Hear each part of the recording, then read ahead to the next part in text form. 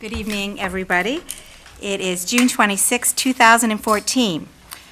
This is our vision statement. The Ashland Public Schools is committed to being at the forefront of student achievement by preparing students to be college and career ready while promoting independence, respect, and critical thinking skills necessary to succeed as problem solvers in the 21st century. This meeting is being recorded by WACA Cable TV. And this evening, we will start with an opportunity for the public to be heard. We have a few items in our agenda that are not going to be happening, and then a few that we're going to add. So those that we don't have tonight are recognition of achievement, or review of minutes, or a student representative update. We will be looking to add consideration and vote on an amendment to the superintendent's contract and the addition of a job description for the executive assistant.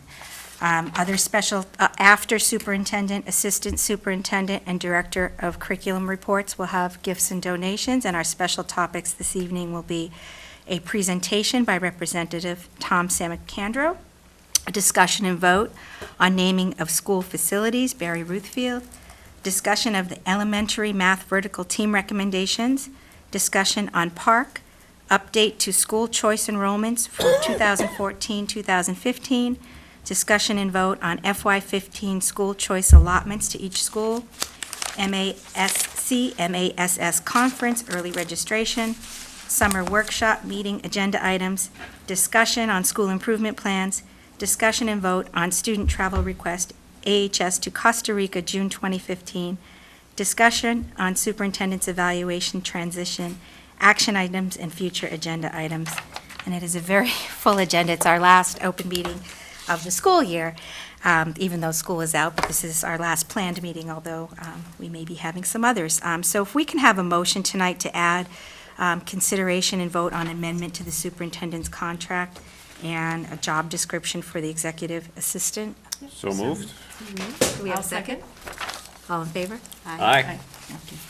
Okay, we're going to start with the, if it's okay, move things around because I don't see some of our initial speakers. So if the elementary math vertical team folks want to start, then you don't have to sit here. Oh, I'm sorry. I'm sorry. Yes, I absolutely do. Although you're very Yes. special, we want you to know I was that. trying to really, I'm just trying to keep her kind of on target with the Yes. agenda. thank you. Go An ahead. opportunity for public to be And the heard. opportunity for the public to be heard.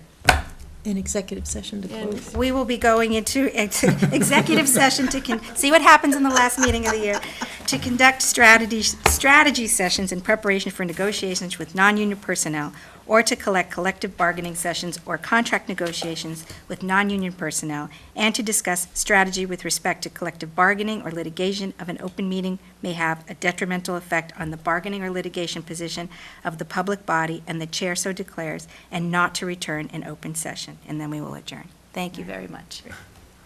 Thank you all. Okay, superintendent's report. Assuming there's no public to be heard? Seeing none?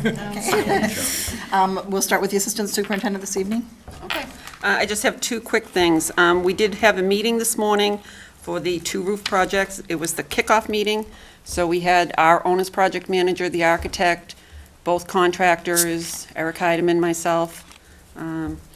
And although there's a slight delay in some of the materials, because there are so many roofing projects happening across the state this summer, they are both comfortable with starting the week of July 8th, and we did get assurances from both of them that they would have substantial completion in time for the opening of school. Terrific. So, and then the second item is, we need a future agenda item. We received notice that this week, the Ashland Fields Management Group has disbanded after all their hard work, and we appreciate everything they've done for the town and the schools and the fields. They put in a lot of years and a lot of work, and so now that oversight has shifted to the Department of Public Works, so at some point, we need to revisit the policy that we have for fields, so just a future agenda item. Okay. Right, that's Nick's group, right? Yes. Yeah, right, so. And the policy specifically refers to that group, right? Yes. Yeah, so we'll probably need to do that Need to sooner rather rewrite than later. and come to some understanding with DPW as to how that policy develops. Okay. Which roof are they starting with first? Both Warren and Middle are starting the same, two different contractors. Two different contractors, okay. Yeah, that's great. You get them started on July 8th. I mean, We wanted them to start June Before the- 22nd. We did, but it didn't It happen. didn't quite work that way. And we're delighted with where it's starting now. But you expect the materials to be available by July 8th? Yes, that's what Yes, that's they what told we're us today. Okay. and it'll be finished before the beginning of school, so We're hoping. we're hoping. That's what that's the promise. That's the plan. Yeah, Yes. yeah. All right. Okay, that's it? Yep. And I have just two quick things. The first is just to say, I think it's probably, from my perspective as superintendent, probably the smoothest year end I can remember in a school district this year. That's not to say that we didn't have the odd little bump along the way, because we always do. I mean, we're in the people business and that happens.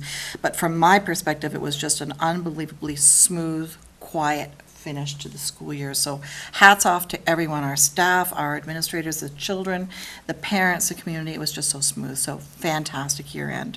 The other piece is, and I know that I shared this with you earlier today in an email that I sent out, that I am tendering resignation tonight. And so I have a letter that I'm going to read. And please excuse any typos, because it was done quite quickly this evening between the time I got the call and tonight. It says, "Dear Chairman Tosti and Ashland Public Schools School Committee members, at this time, I wish to officially tender resignation as Superintendent of Schools effective June 30th, 2014. As you are well aware, I have been offered and have accepted the position of Senior Associate Commissioner with the Department of Elementary and Secondary Education. I have thoroughly enjoyed, I can't stress that enough, thoroughly enjoyed my time in Ashland and continued throughout my 2 years to be impressed by the community, our district, and our schools. Ashland Public Schools is an incredibly special school district, and I have been so proud to have served in the capacity of superintendent. A special thank you to you, as a school committee, to our community, for reaching out to our family this year, and what will surely be remembered as our darkest hour with the passing of our beloved Tyler. Your strength, kindness, and generosity will always be appreciated and never forgotten by any of us. Thank you to the committee for allowing me the opportunity and privilege of serving Ashland Public Schools." And just a couple of sidebar notes. One of the things, and I had said this to Chairman Tosti when I started to see all of this flush its way out, one of the things that's important to me is that the community understands and that the staff and students understand I was not applying out of district. That's not how this happened. I got a phone call one day and said, we'd like you to come in and have some discussion with us. And that's how it started. It was not in any way, shape, or form that I was applying out of Ashland. I had every intention of staying in Ashland for a much longer duration. So I hope that that message will resonate through the community. I have that much faith in our district, in our community. The volunteerism, and I've said this a million times, the volunteerism in our community is just amazing. And it's just one of the real sources of strength, I think, for our school district. So it has been a privilege and an honor to serve in the capacity. This has been a bit of an interesting journey for me. I didn't know that much about governance in terms of the background piece, and I know that Vice Chairman Larson and I have had this discussion. I didn't know what the vetting process looked like. I certainly understand that now. I don't think there's a piece of my life history that has not been turned over and vetted. And it's a little strange. My husband and I were driving about a week ago, and we were in the car, and I love to yard sale. If anybody that knows me, I love to go yard sailing and such and look for hidden treasures. So we were driving, and I said to him, well, can you just check that address out and, for this yard sale? And so he turned on the iPhone, and you know how it always pops up, whatever the nearest providers are, or who you can kind of jump on board with. Well, wasn't it the FBI surveillance? And he said, you don't think. But you just don't know. It's just, it has been quite a journey. So late this afternoon, the governor's office cleared me with the department. And so they were able to call me about 4:30 this afternoon and say, we want you to come and work with us. So this is like that hot off the press tonight.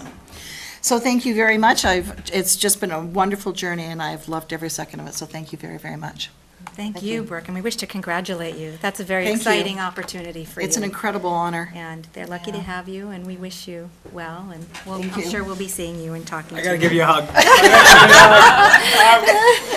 Sorry to see you go, but we understand and congratulations. Thank you, Mark. I appreciate that. Congratulations. Yeah, it's very exciting. And I think, I remember saying in one of the meetings, I never knew when I was going to the meetings whether it was a meeting or an interview, and I would just go in, and I remember saying to them, for me, it's a natural evolution, because I remember as a teacher wanting to make that impact in the classroom. Like, that so excited me to get in and those 30 little pumpkins in front of you, and oh my gosh, what could you do? And then as I grew in my career and realized that I could do that at a principal level, then that was so cool. And then the notion of becoming a superintendent, wow, I couldn't even imagine that. Of course, 12 years into a superintendent, now a senior associate commissioner position, and I just think, wow, it's the ability to have some level of influence on the Commonwealth and the children. It's just almost overwhelming, but I am so honored and so privileged. So thank you. Congratulations. Thank you, congratulations. I do have gifts and donations. Go right ahead. We're going to keep you right on target with this agenda. So gifts and donations this evening, from Life Touch at the Warren School, this is from the school photos, a check in the amount of $766.66. From the AEFI, a check for $13,606, and this is the Innovate with iPads campaign, which I believe they successfully wrapped up. They did. Yeah, so thank you. They had a great year. AEFI had a great year this year. From the Intel Volunteer Grant Program, this is going to the middle school. There's a donation of $500. From the Stop and Shop A-plus School Rewards Program, going to the Mendez School, is a check for $122.14. And from the Ashland Lions Club, a check for $1,209. This pays for the stipend for the advisor for the Leo Club. So they give us the money, and we in turn pay the teacher the advisor stipend. And that's all. Thank you. I move to accept the gifts and donations. Second, Second? all in favor? Aye. Thank you. Rich, did you have a report this evening? Nothing from me. Nothing, okay. So we can move on to our special topics. Hello, how are you? You're number one, and now you're here. Welcome, Representative Tom Sanacandro. You're here to make a presentation, and in order for you to be on TV, you're going to have to go up to the podium and the microphone, if you wouldn't mind. Is that new for you? Yes, I don't think we're looking for anything formal. yes, it doesn't have to be anything particularly formal, but That's either pretty way, interesting that I'm you need to making be a there so the public can know that you're really here. All right, well, I am How are really you? here. Welcome. Thank you for inviting me here, and I was here just in time to hear the end of Brooke's exciting news, so congratulations. That's very, we're happy. Thank to you have very much, add Tom. I to appreciate state that. policy. Great, and I'm glad to be invited here. I guess I'll wing a presentation for you guys. I think one of the things as I drove here is that I've been now the state representative in Ashland for 10 years. And that's a long time. And I've lived in Ashland for 28 years because my daughter just turned 28, so that's how I know how long I've been here. So I've been here a long time, but time changes. We raised 4 kids here in Ashland. They all went through Ashland schools.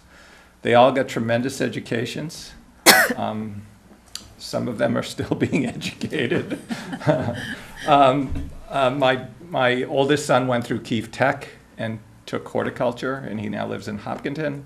My next daughter went through Ashland High School and is now a practicing lawyer.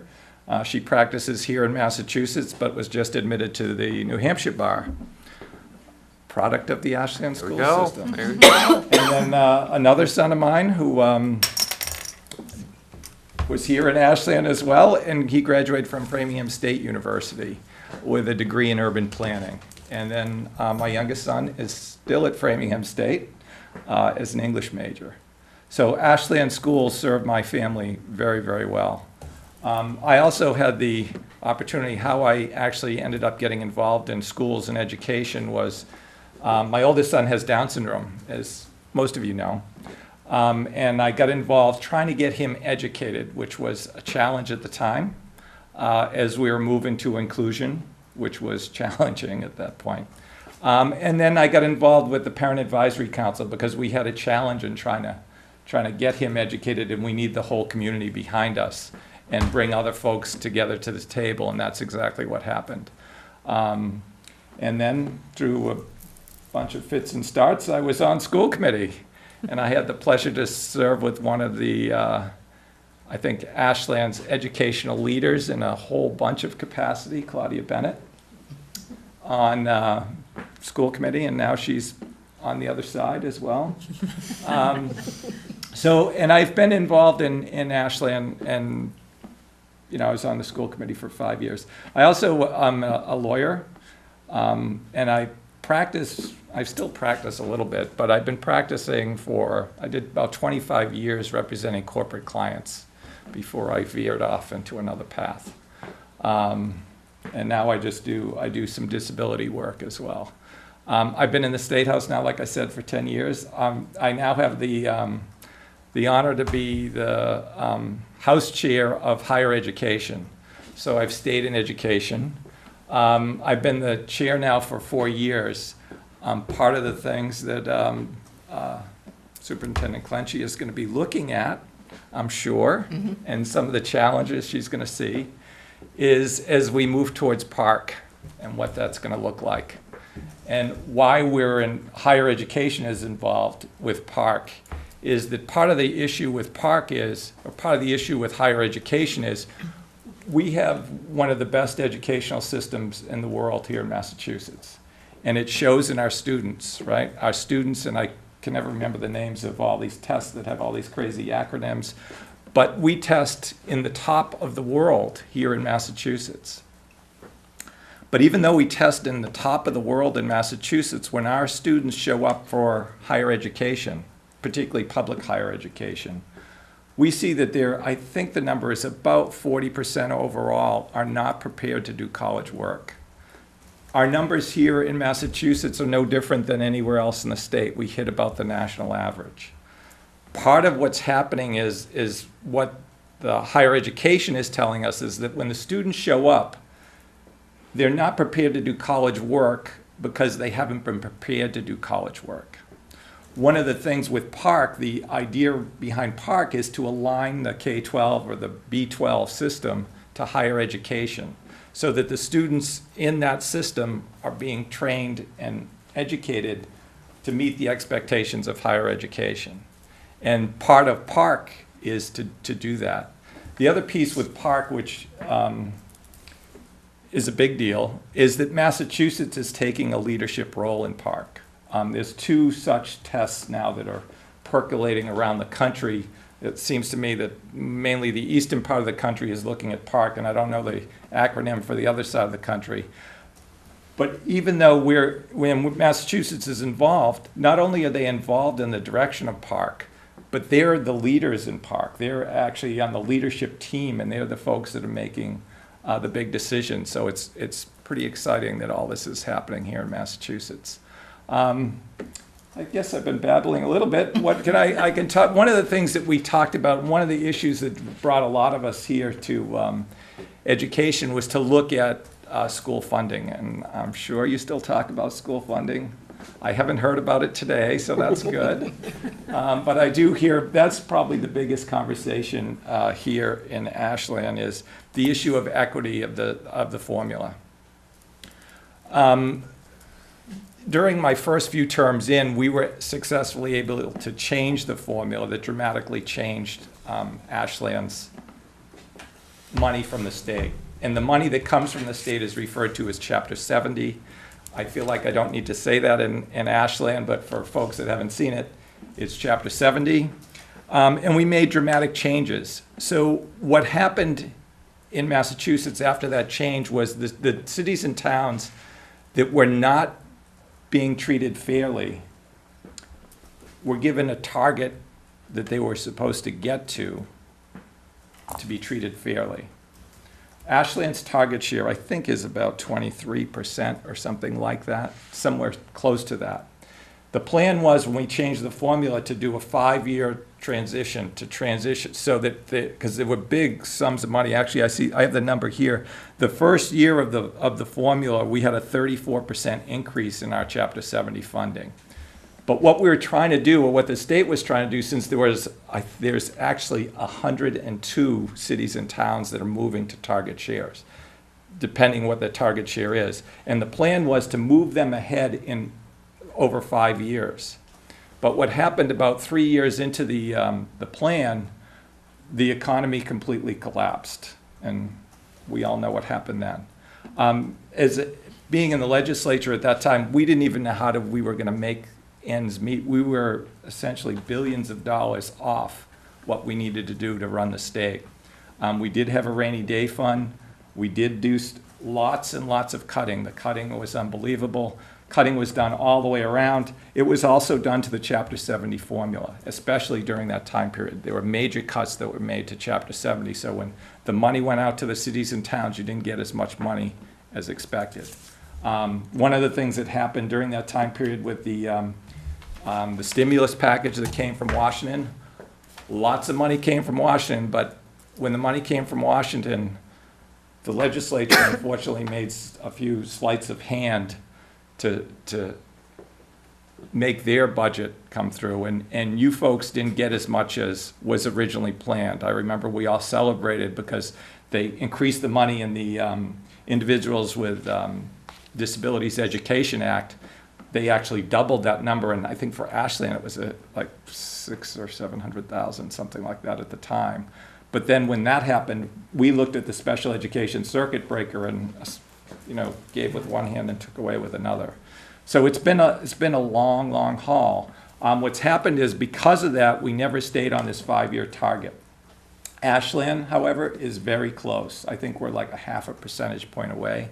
I just went through all the numbers. That's why I know there's 102 cities and towns that are moving to target share.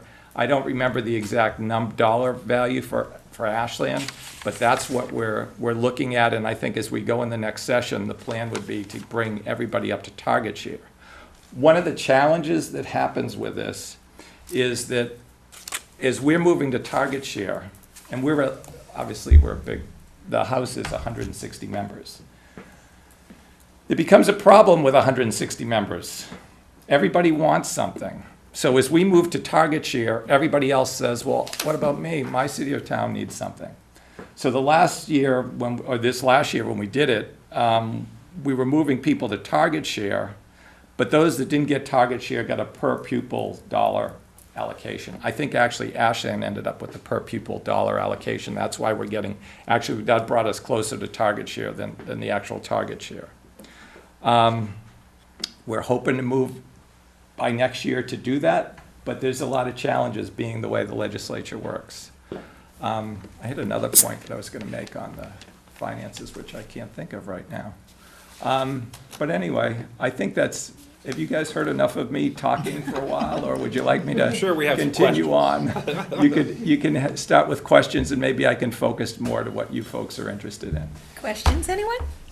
So I have a question. So let's see. I know. Was it back in April that the House passed its budget, and then May the Senate passed its budget, and now June there's the joint committee. That's still going on. Still going on. Okay. The expectation is going to be out on Monday. This year, what we did so that the cities and towns could plan their budget, we did a joint resolution between the House and the Senate, and we agreed on all the local aid numbers, including Chapter 70. And I think we did that sometime in like mid to late March, so that you folks had the numbers. So you folks have had your number since then. We've had our floor numbers. Well, no, that is going to be the number. The number, okay. The number. Okay. The number. All the local aid was set by that resolution. Okay. One of the challenges is it's happening from the budget perspective as we give money to the cities and towns, and as the economy is growing, there's no question the economy is growing. We see it here, even with housing starts here in Ashland. We see it in the city of Boston. One of the ways you can tell whether the economy is booming is the number of cranes. And for years and years, there were no cranes in the city of Boston. There you go. Now there's cranes everywhere because there's development everywhere. The economy is really exploding. But what happens is we rebuild the economy. There's lots of programs that were cut during that process. So by doing this resolution for the cities and towns, it left money to start to rebuild some of those programs. You know, some of the programs that programs for people with addiction, with mental illness, people with developmental or intellectual disabilities, people living in poverty. Lots of folks were really cast by the wayside during the recession because we just couldn't afford to do it. And some of that money is now coming back. I think when the resolution was set, it allowed us to continue to fund some of those programs. And still, I think we put, I don't know what the number is, but it's a big number. We put an additional $100 million into Chapter 70 last year. So we put the $100 million in, as you all know. When you put $100 million in, it goes through the formula. But like I said, Ashland is getting very close to its target share. Hello, Barry. You think you're going to come in and not be? About state aid. Oh, yeah. You missed it. I just gave a presentation. We're still falling short. What else is new? Sorry, Tom. Barry Ruthfield was the superintendent when I was first on school committee, and he was the superintendent here for 22 years. Nice to see you back, Barry. So I lost my train of thought again, but that's pretty much where that's the last thing you were saying, there was resolution. $100 million was added to. Oh, yeah. The other thing I just want to point out was the issue about special education circuit breaker. Because $100 million's added, and it's added through the formula. What we did this year, though, is we had the per pupil, so every city and town got a per pupil allotment. The same dollar amount. I don't remember what it was, whether it was $25 or something like that. So every city and town got the $25 allotment. Money also went into the circuit breaker. That was what we call fully funded, which doesn't really mean it's fully, No. But we're delighted that Yeah. you funded it where you did. Really, I just want to say a special thank you, because that's huge. And the circuit breaker helps fund special education for the kids that need a lot of services. It gives the cities and towns an amount of money to help defray that cost for, instead of getting into the long explanation. But what circuit breaker does is it doesn't come through the formula. It looks at dollar for dollar what the cities and towns are spending on special education. And it is a matter of someone representing like the town of Ashland, it's much better to put money into circuit breaker because you're going to get more money than it is actually to put money through the formula. So those are things to consider. Also this year, we did put some more money into McKinney-Vento, there's a federal law that requires when homeless students are living in a city or town that they have the legal right to be bused back to the city and town that they were last in. And that's a federal law. And of course, they made this law, which obviously requires transportation because you're going to bus these kids to wherever their home district was. But the federal government didn't provide any money with that. The state government did provide money last year and did provide money again. I've looked at the Ashland numbers. I don't think I have it in front of me, but it's not a big amount, but I think it's at least like a teacher or something. So it's a reasonable amount of money, but you're spending money as well, right? Because it costs you to do this, and it doesn't make you whole to that process. But it does give you a reasonable amount of money, a reasonable amount of reimbursement. Thank you. I guess my question is, separating from budget for a minute, do you see any other legislation coming in the next year that would have a significant impact on us in terms of education? I think the biggest thing coming is park. I think that's the biggest thing. Oh, there's two things. Park is really big, and you're gonna, I know you've already been involved in park. That's a big deal.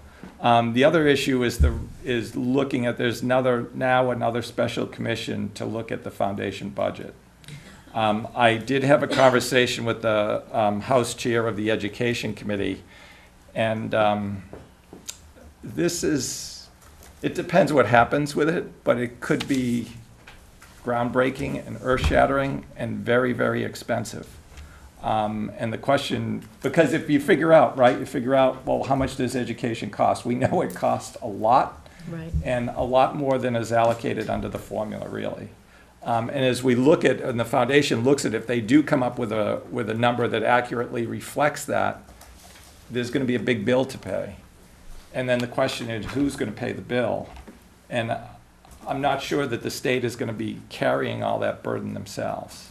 So I think that's something to keep your eye on and to see what's happening. I'm not sure how that's actually gonna work out and what it's gonna look like, because you never know how these things work out. But I think those are the two probably biggest issues. The other issue, as you know, with Park is that the expectation is that MCAS is gonna go away, and that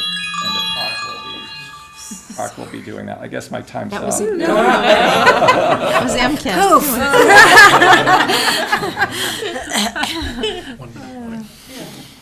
Is that foundation study, special commission likely, what's the time frame on that? Is this gonna Well, be they're one of those just in the things that? process now of figuring out who's gonna be on it.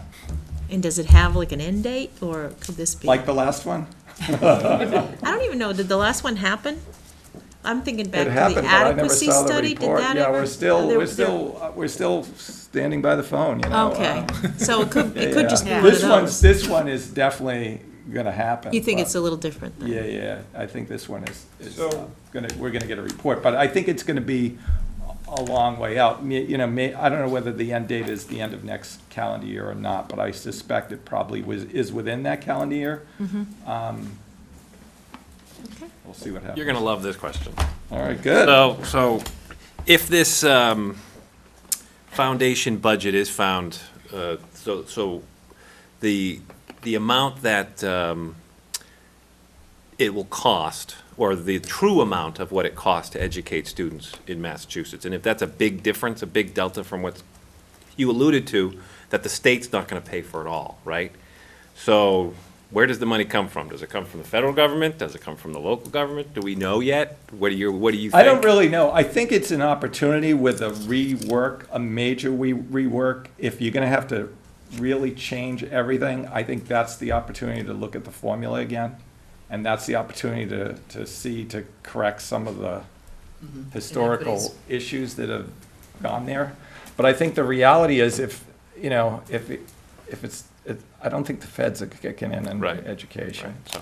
And I think that the states, they'd be probably a part of this process, but there's also gonna be a bill to the cities and towns. But I think because there's this major, this is the same thing that we did in the original education reform, that everything was sort of thrown on the table, and the state really began to step up. And I'm not sure what's gonna happen with this. Sure, I'm just, sure.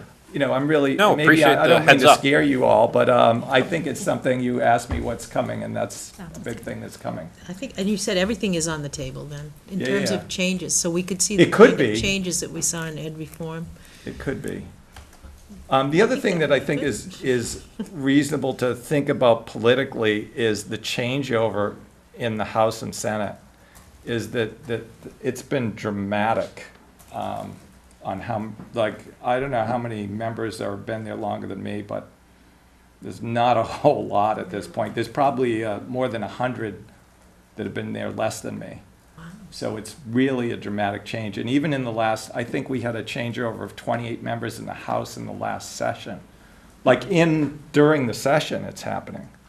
So there's been tremendous changeover in the House and the Senate, too. A lot of the senators tend to be old House members, so I don't know if that's as dramatic, but there's a difference. So you get people that are, the reason for I'm saying that is you're going to get people at the table that have no historical knowledge of what's happened before. So two questions then. First of all, what is for all the change? What's happening? Is that reflective of something Why systemic? is the change happening? I think Well, a I change mean- happens. No, I mean, in terms of the membership, is it normal ebb and flow, or Politics. is something bigger going on? No. I think it's normal ebb and flow. Okay. And I think, and we've been through, when the economy is bad, Yeah. being an elected official is not a good place to be. No kidding. Yeah. And I think they can all really relate to that. You mean making cuts isn't as fun as, adding programs? Ah. people they tend not to like that, and they get angry. And if they're angry at other things, they're not happy. But the reality is that's changing because the economy is so much better than it was like 4 years ago, or in 4 and 6 years ago, for sure. So would you say is there still a push for that little extra bit of Chapter 70 target, or would you then focus on the foundation stuff? I know I'm working on that little piece of the target, because I also represent the town of Framingham, and Framingham's piece of the target is much larger. So I'm looking to bring all those folks to target. That's because that's much easier, and I think that the Foundation Review Commission is not going to have a report by the next budget cycle. Thank you. And I don't foresee, I don't know, you never know what's going to happen, but I don't foresee a change to Chapter 70 until that Foundation Review Commission comes out. Anybody else? Thank you. Thank you, Tom. There's something up there for you. Did you miss it?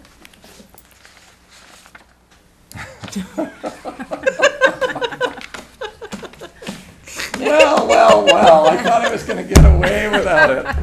Oh, I was I hoping don't know it'd if be you the all first thing know, you'd see. I have a dog.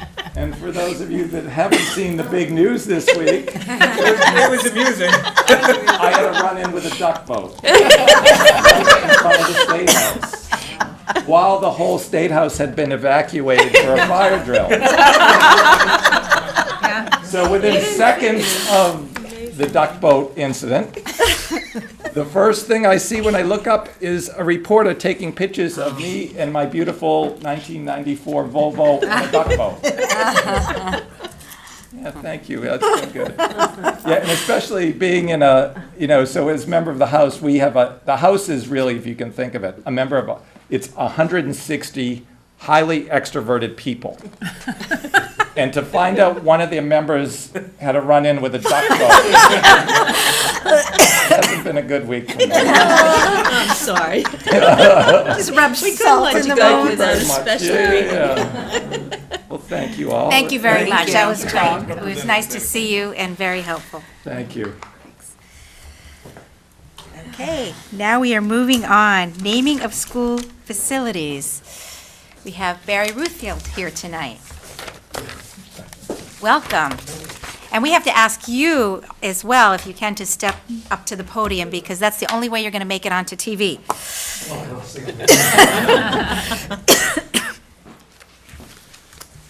This is a little different. I'm usually sitting over there. I was for many years, Yeah. listening to other people. I appreciate you having me come in tonight. The reason I'm here is that I've written a letter, communicated with Marcia some time ago, and with Kathy Bach some time ago regarding the naming of a field for an individual in our school system, that was in our school system for 42 years. Many of you don't know the name. Marcia was brought up here, and she knows the name very well. Robert Hebden. He was our supervisor of building and grounds for 42 years. And during that period of time, he made, quite frankly, an unbelievable reputation for himself in the work he did for the schools and for the town. During those days, we weren't in charge of the town buildings. Didn't matter. Our people were always down in the town to help out. Bob is, I could be here for an hour talking about his attributes. He's the type of individual who knew exactly what needed to be done. For example, he would make sure that every shift was doing their job well. It was not unusual for Bob to be here at 10 o'clock at night, making sure that the night crew was doing their job. And if there were complaints about a shift that wasn't being covered well, Bob would come in, he'd work his regular day, then at 2:30 he'd say to the custodian who he felt needed a little help, I'm going to do your shift tonight. I understand you've been complaining that it can't be done in the time allotted. You follow me tonight and shadow me. And Bob would take an extra long lunchtime, extra long coffee break, and still finish early and make sure it was done right. So, as I said to Bob when he used to tell me that, I said, well, then we don't need all the custodians you got there, but to finish it. His dedication goes so far. I'll go back a way and then bring you up to date. I remember so many things that he had done. I came to Ashland in 1967. I was 12 when I came here. And that was a joke. Yeah! Sorry. And Bob was not quite the supervisor of building and grounds then, but he was really running the department. And during that time, I was just amazed at some of the things he did. For example, we had a oil crisis in 1980, and Bob came up with the idea of putting in convertible oil gas heating systems in our buildings. In order to do it, we needed to have the converters. And this was approximately December. And Bob had figured it out mathematically as to if we can get these in by January, I said, next month? He said, yep. He said, we can, all the money we're putting into it, we'll save for the rest of the year. And he said, I've located all the converters we need in Colorado. And I said, okay. He said, well, I'm having them shipped to New York. And he said, they're arriving tonight, and tomorrow morning, I need to go to New York to pick them up. And Bob was on the plane early the next morning, and he brought back, I think, 10 converters. I still have no clue how he got them on the plane and got them home. And within the next week and a half, all the converters were in place. And we saved all that money. I believe, my recollection is, it was about, in those days, it was about $32,000 that he saved over the last few months of the winter. When we were redoing our thermostats at the Mindes School, Bob wrote up the specifications, but in the specs, he wrote that he only wants them to do 5 rooms. And I said to him, what do you mean 5 rooms? He said, well, that's enough for me to watch them to see how they do it, and we're going to do the rest. Sure enough, after those 5 rooms were done, he and his men took over and finished the entire building themselves, saving all that money. When it came to sprinkler systems in the school department, he hired someone to run the lines, but as far as putting in all the valves and so forth, he and his men did it. When it came to fixing fields, he and his people did it. There were never any complaints. When it came to carpentry work in the school, we never went outside the district. Bob made sure that he and his men took care of it. When it came to plumbing, electrical work, he took care of it, had it inspected, but he took care of it and made sure it was all done and done well. One note I remember at the Warren School, the telephone in the gym was way in an office, way away from where the kids were. And the teacher asked me if it's possible to put a telephone on the wall with a cage on it. In case there's an emergency right there, they could pick it up and call for help. And I said, let me find out. And I went back and I saw Bob Hebden, and I said, Bob, any chance that can be done? He said, when do you need it by? I said, well, if you want to make me look good tomorrow morning. And he said, I'll see what I can do. About mid-morning the next day, I got a call from the teacher thanking me profusely. I'm saying to myself, he couldn't have done it that quick. Sure enough, he got there at 7 o'clock in the morning, and it was done. No outside help needed. Lining the fields, everything was done in-house, and he made sure it was done. Every morning at 6:30, although his men didn't start till 7, at 6:30 they'd all be there, and they'd have coffee in Bob's office, and they'd go over what they had to do for the day. They were through work at 3:30. At about 3:15, they'd show up at Bob's office, they'd review what they did, and before you knew it, it was 4 o'clock and they were still there. And because he had engendered in his department a sense of trust, a sense of competence, and he made sure that all of his men were trained. We had women too in the maintenance department back then too, that they were all trained and could do each other's work throughout. I could go on, but just to highlight a couple more things, Bob decided that to do his job well, he ought to learn more about blueprints. So he went out and he took a course on how to read blueprints. And when we were putting the elevator in this building, as a matter of, not the high school, there's an elevator right out here in the back somewhere, and we put that up because of the handicap laws, we had to put it in. And we had a meeting with the architect and the engineers, and the engineer was vociferously saying that in order to finish this job, we had to run a line 300 feet from this corner of the building all the way down to the boiler room. Any of you know the boiler room's on the far side facing the ball field. And Bob asked him if he looked at the blueprints. And he said, "What do you mean I look at them? Those are my specifications." And Bob looked at him, and I'll be kind, he looked at him and said, "Are you sure?" He said, "Yes." Then he said, "Then you don't know how to read blueprints." And Bob pointed out that all he needed was a 3-foot connecting wire to make it work, that the line was already run to the box. So he was constantly improving himself, constantly taking courses on heating, ventilating. And then we started our construction of the buildings, starting back in 1988.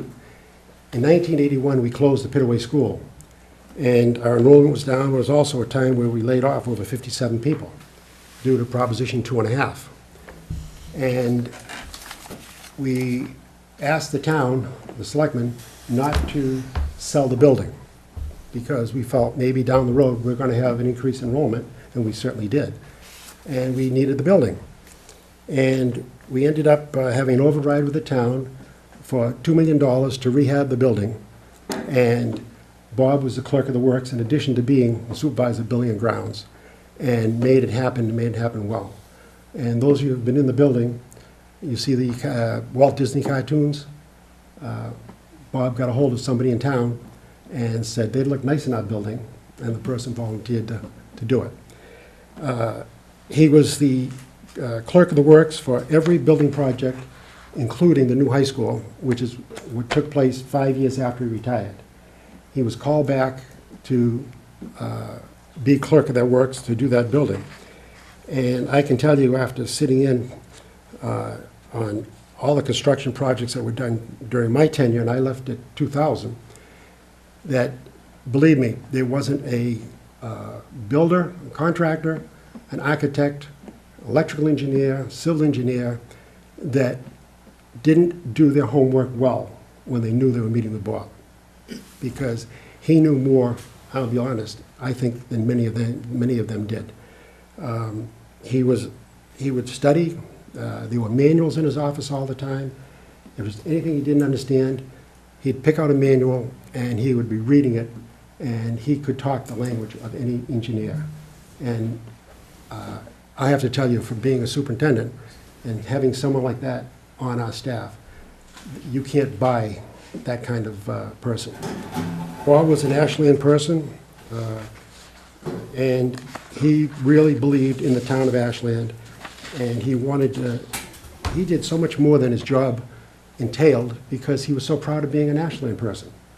And in doing so, he wanted to make sure that our schools people could be proud of the schools that we have in this town. And he put his heart and soul into it. And I could go on and give you more line and verse, dealing with contractors and dealing with the Board of Conservation Board, the building inspectors and so forth.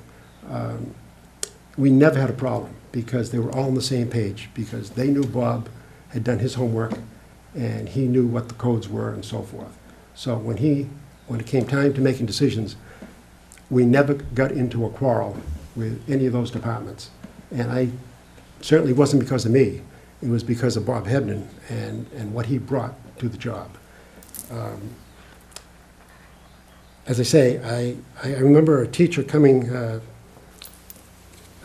to me once at the Mindes School and wanted to have in those days there was no connecting door in one of the wings. And when it was built that way. It was just cement wall. And they wanted to work collaboratively with teachers. And so Bob came to me and said, hope you don't mind, but over the summer you're going to hear a lot of banging. I said, what are you going to do?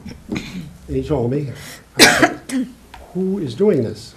He said, the maintenance crew and myself are going to take care of it. During that summer, they opened up 12 rooms. Through the cement, beautiful doorways, the teachers could work together and understand the interdisciplinary with each other. And I also might add that a lot of the teachers would ask Bob to come into the classrooms and talk about things like, why is it we don't have air conditioning in the building? And Bob would go and talk to them about the costs, and he would convert BTUs so that 6th, 7th graders could understand it. And he would get into things, for example, it's easier to heat a building than to air condition it, cost-wise and so on. He got into body temperature, and he actually was able to put up on the board by weights of people how long it would take to heat the room up. Now, this is not your normal supervisor of building and grounds. No. He was unbelievably smart, and just, I can't say enough good things. I learned to respect Bob the very first moment I met him, because he impressed me so much with what he has done, what he did for the town. And it was obvious that Bob wanted, being a townie, he wanted to make sure that our school system looked the best it could possibly be at all times. And he did it. When things went wrong, we had a water break. I remember one weekend, I'm sure there's many more than one, but the one I think of right now at the Warren School, the water pipe broke on a Friday night, about 11 o'clock at night in the freezing weather. And he and his crew worked from Friday night till Sunday night without a break, because it took that much to be sure that the school could open on Monday. And they had to do so much work in repairing the pipes. No plumber was brought in, nobody else except him. And when it came Monday, I was over there Sunday, and I said, Bob, we got to give these guys a day off tomorrow. You too, stay home. He said, why? I don't want to spoil them. And he was in there Monday morning. And so the point I'm getting at, though, is that his ability left a mark on this school system. I could go on for a lot, but I think the proof of the pudding is if you take a look at several things. A, the renovation at the Pittaway School in 1988 was done on time and under budget. If you take a look at 1995, when we built this building, the middle school, and we put additions on to the Mendez School and double the size of the Warren School, that whole project came in on time and under budget. And it was critical that it came in on time because that affected youngsters at the Warren School, the middle school, and the high school, because where were they going to go? So actually, the date it was completed, the contract date said July 1st. Bob made sure it was done the 1st of May. And the reason for that is, he said, in case there's any punch list we have to take care of before the kids come in. And it was done. And he worked closely with the architects. And I have to say this, the architects had a great deal of respect for him because they worked so closely together. As a matter of fact, one of the architects who built the Mendez School and the Warren, the last project I was involved in, hired Bob 2 or 3 years ago to be clerk of the works for one of his projects. So, again, I could go on and on. So, about Dr. Ruthfield, can I cry uncle at this point? I think Sure. I have enough quality information and anecdotal evidence to support your claim, so thank you very much, sir. I Okay. appreciate that so much. I'm here because I truly believe that for someone who's been here that long, he deserves recognition. And, Absolutely. And that's why I'm here, to see if there's what we can do for him. Yes. And Dr. Ruthfield, you and I have had many conversations, by the way. I want to thank you for your kindness and courtesy on that. Oh, no, it was always a pleasure for me when you came in. I really enjoyed that. You and I talked about different places that we could look at or that would make sense, and then ultimately, maybe just mention the thing that you would like, that you're going to propose for naming your facilities. Well, change the high school and the ball fields to the Robert Hedman High School. No, I'm just kidding. Okay, I think we've already had that discussion. I'm just kidding. And I'll be honest with you, when I first wrote the letter to Marcia a while ago, I was thinking, in all seriousness, of naming it the Robert Hedman Athletic Complex. That was my thought. It might be too grandiose, I don't know. But at the least, I strongly believe that a field should be named after him for the work he's done. And which field would that be that you were thinking? The biggest and the best. Okay. I suggested the softball field, because I don't know, I think some of the other fields are already named, or maybe they're not, I don't know. No, not up there, they're not yet, no. Well, you know, my first reaction would be the first field you see coming into the complex, I think should be named after him. Okay, because I know that you and I talked about the softball field, and one of my concerns, I'd mentioned that too, is just that the softball field is quite a ways away. Right. And so there's not a lot of visibility. So, you know, I think that that's why he's leaving it relatively open-ended right now. I think when people could come in and see the first named after him, I think it would be extremely appropriate. I think some folks here, I'm not sure, knew Bob well, and I didn't see you, how you doing? And I'm not sure if they want to say anything, but hopefully I've capsulized it for you. Very well, sir, thank you. Does anybody have any questions or comments? I want to comment, you mentioned that you were in touch with me, and that does go back. I'm really happy that we've been able to complete this. As you know, there were some issues in terms of our policy, our naming policy, and then with the timing around time away from public office. So we had to wait, but I'm so happy that I'm still on school committee when this is going to happen. And I would just, a couple things I want to add. One is that people should all know that, you know, as much as Dr. Ruthfield has talked so, you know, supportive of Bob feels, you know, that it's a mutual admiration society. He and I had an opportunity to chat recently, and, you know, he thinks the world of you. I mean, it was a partnership, I think is Yes, the it was. point. It was an absolute partnership that made it work, and he felt that it was only because you were who he was working for that he was able to do what he was able to do. So that, you need to hear that back. This other story, quickly, that he told that you didn't mention is the Warren School, named after Henry Warren, and it was through Bob's work that when they did that work, the clock, that was an original Henry Warren clock, is up there, so forever after. You know, and you know, Bob, of course, has a lot of great stories, and he has stories for that clock. That clock was on the Telecron Tower. Yeah. And Bob thought it would be a wonderful part of the front of the building. And next thing I know, the architect designed a spot for it, and Bob was able to procure the clock, have it restored, and it's been up there. So that's a great testament right there. So, and I absolutely support, you know, whatever we can do to make this happen. And just thank you for seeing this through. I appreciate it. Thank you for hearing me out, I appreciate that. And I would recommend that the baseball field, the first field that people come in and see at the athletic complex, be named after Bob. Okay. What's the process after this? That's what I was going to ask. You'll have to take it up at your next meeting, the next school meeting.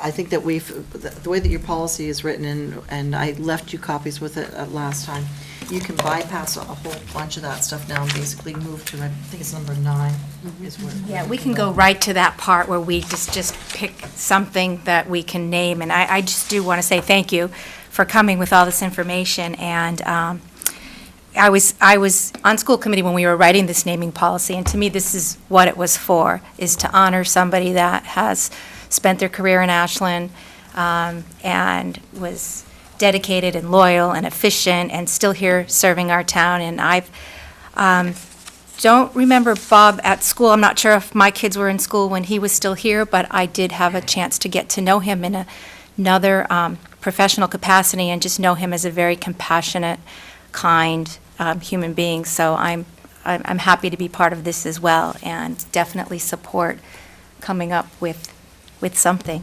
that we can do for him in his honor, because again, this is what this policy is for. So But I strongly recommend the first field that Baseball. comes in, Okay. baseball field in his honor.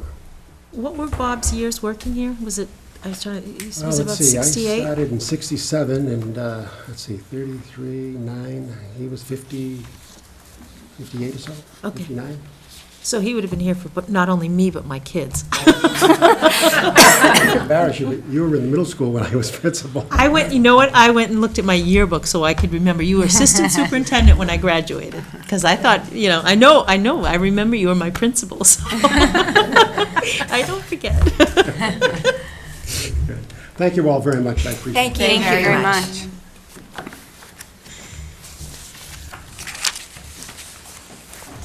Okay.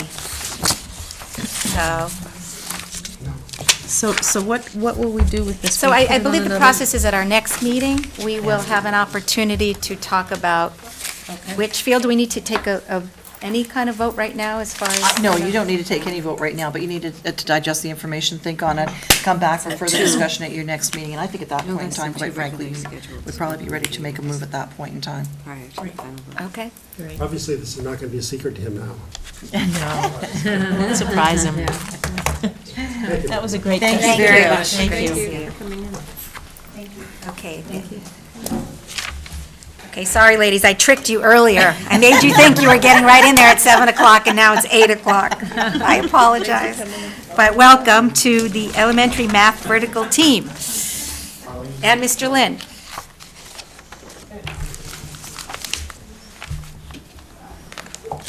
Is it time? We can make this work. Wait, are we ready for the TV? We are. I know you got this, but I just updated it a bit Thank for you. you. This is different from our packet. I got it. Is it different from that? It's a little bit different, not much. Yes, Just some it's not updated like this, it's like this. All right, well, thanks for having me here tonight, even though I'm always here anyway, but having me here for this. This is really exciting for me because this is work we began back in the spring with our vertical team, and these are the members, and some of our folks are here, as you see.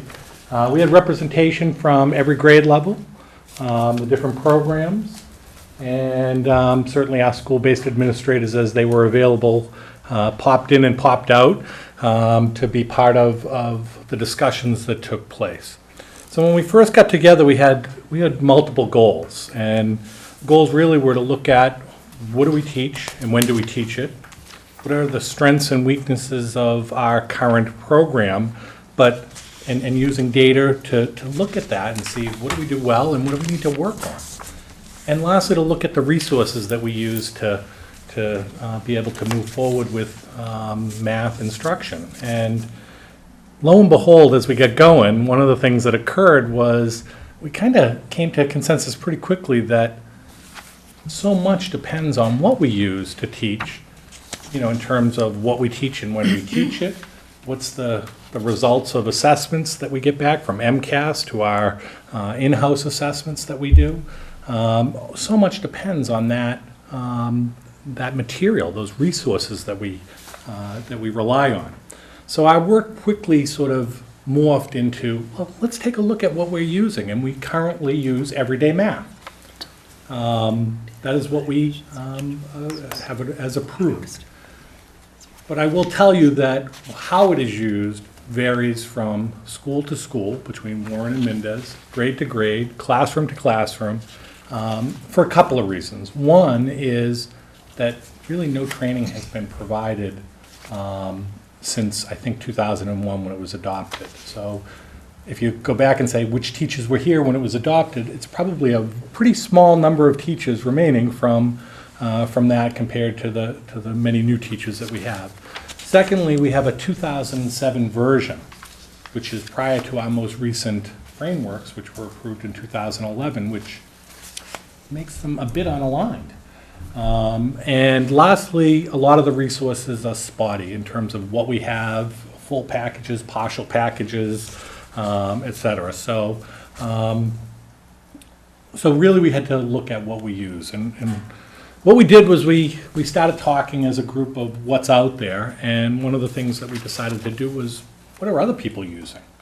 As you know, new frameworks were approved in 2011. The Common Core draft came out in 2010. So many districts in our area went through this process of looking at various programs that might be available. And this is just a sample of some of the towns in our area that are using some of the programs that are pretty popular today. So what the group did was really break out and say, in small groups of 2, let's research them. Let's look at what other towns are doing. Let's talk to teachers that we know work in those towns. Let's go online and really see what are the strengths and challenges of those programs.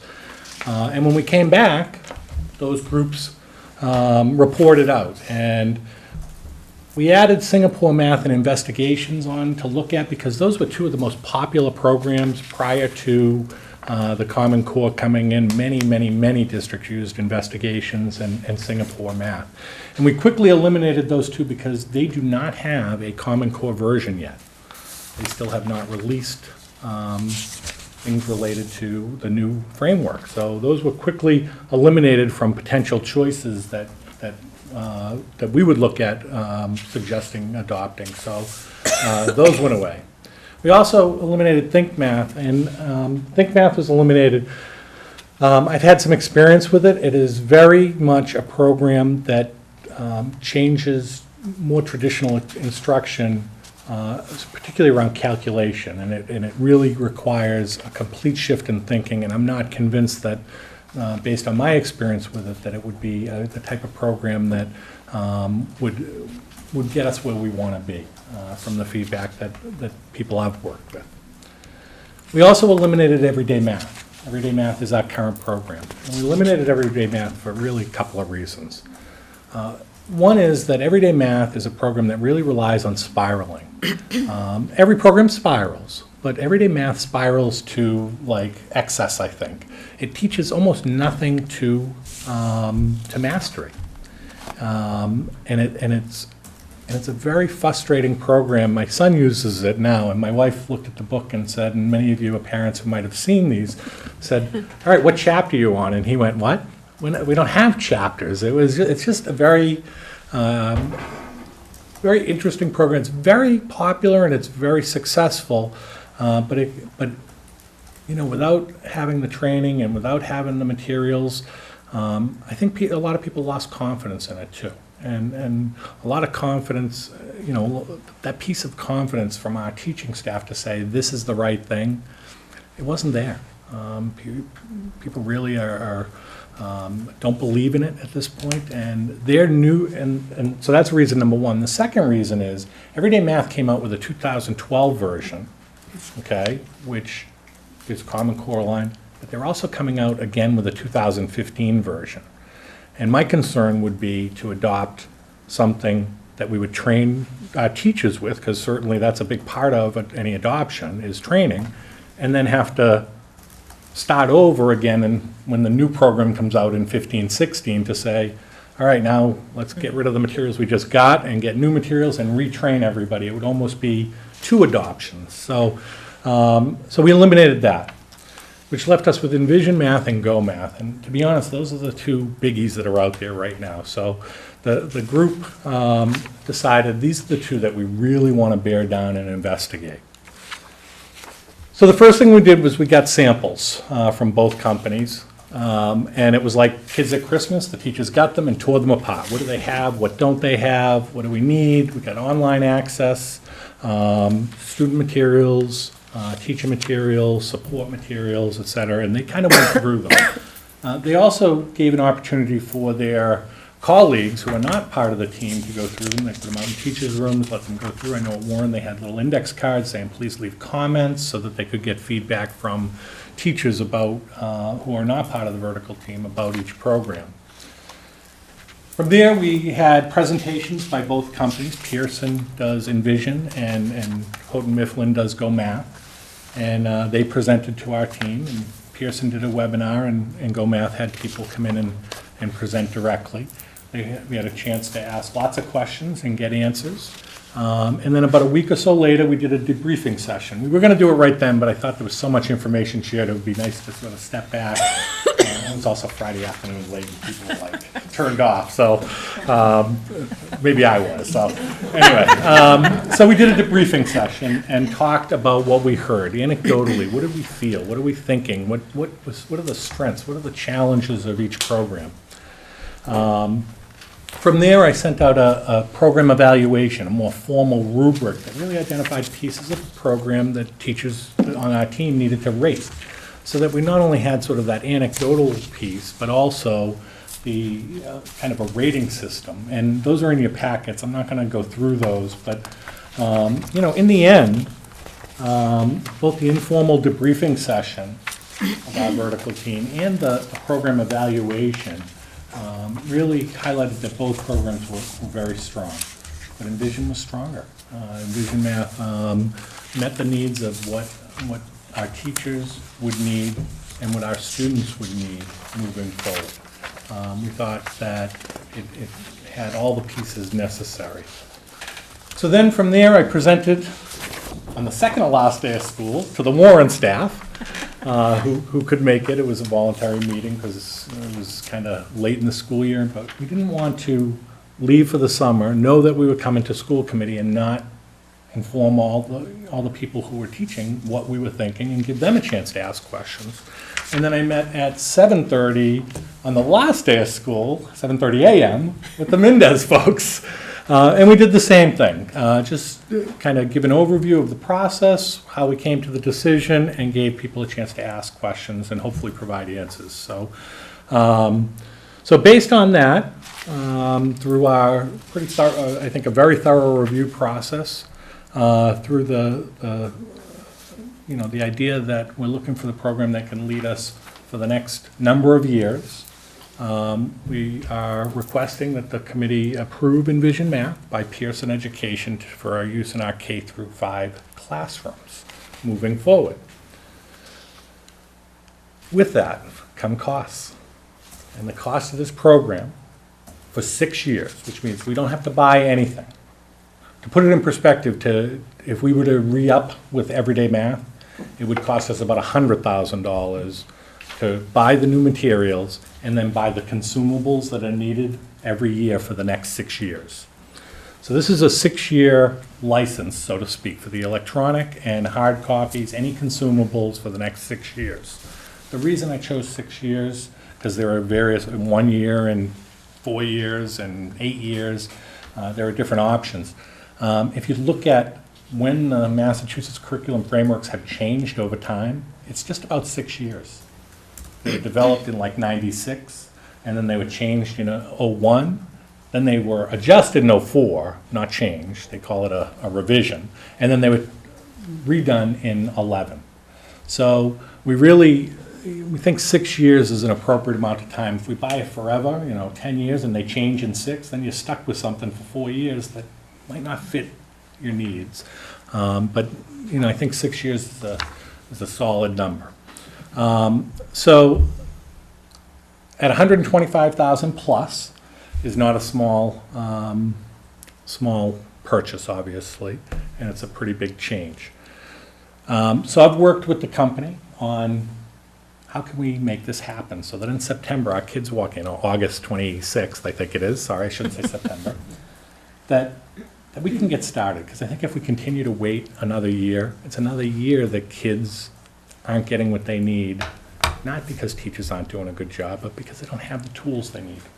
I think we have consensus of our team. I think our staff is on board, and they're ready. I mean, they're ready to give us what we need, and I think we're going to see even more wonderful things than we already see. So, come up with a kind of a plan that says, we went to the company and said, we don't have that money. We can't just write you a check for $125 today. We didn't budget for it, we're not ready. Do you do payment plans? So they will do a 3-year payment plan.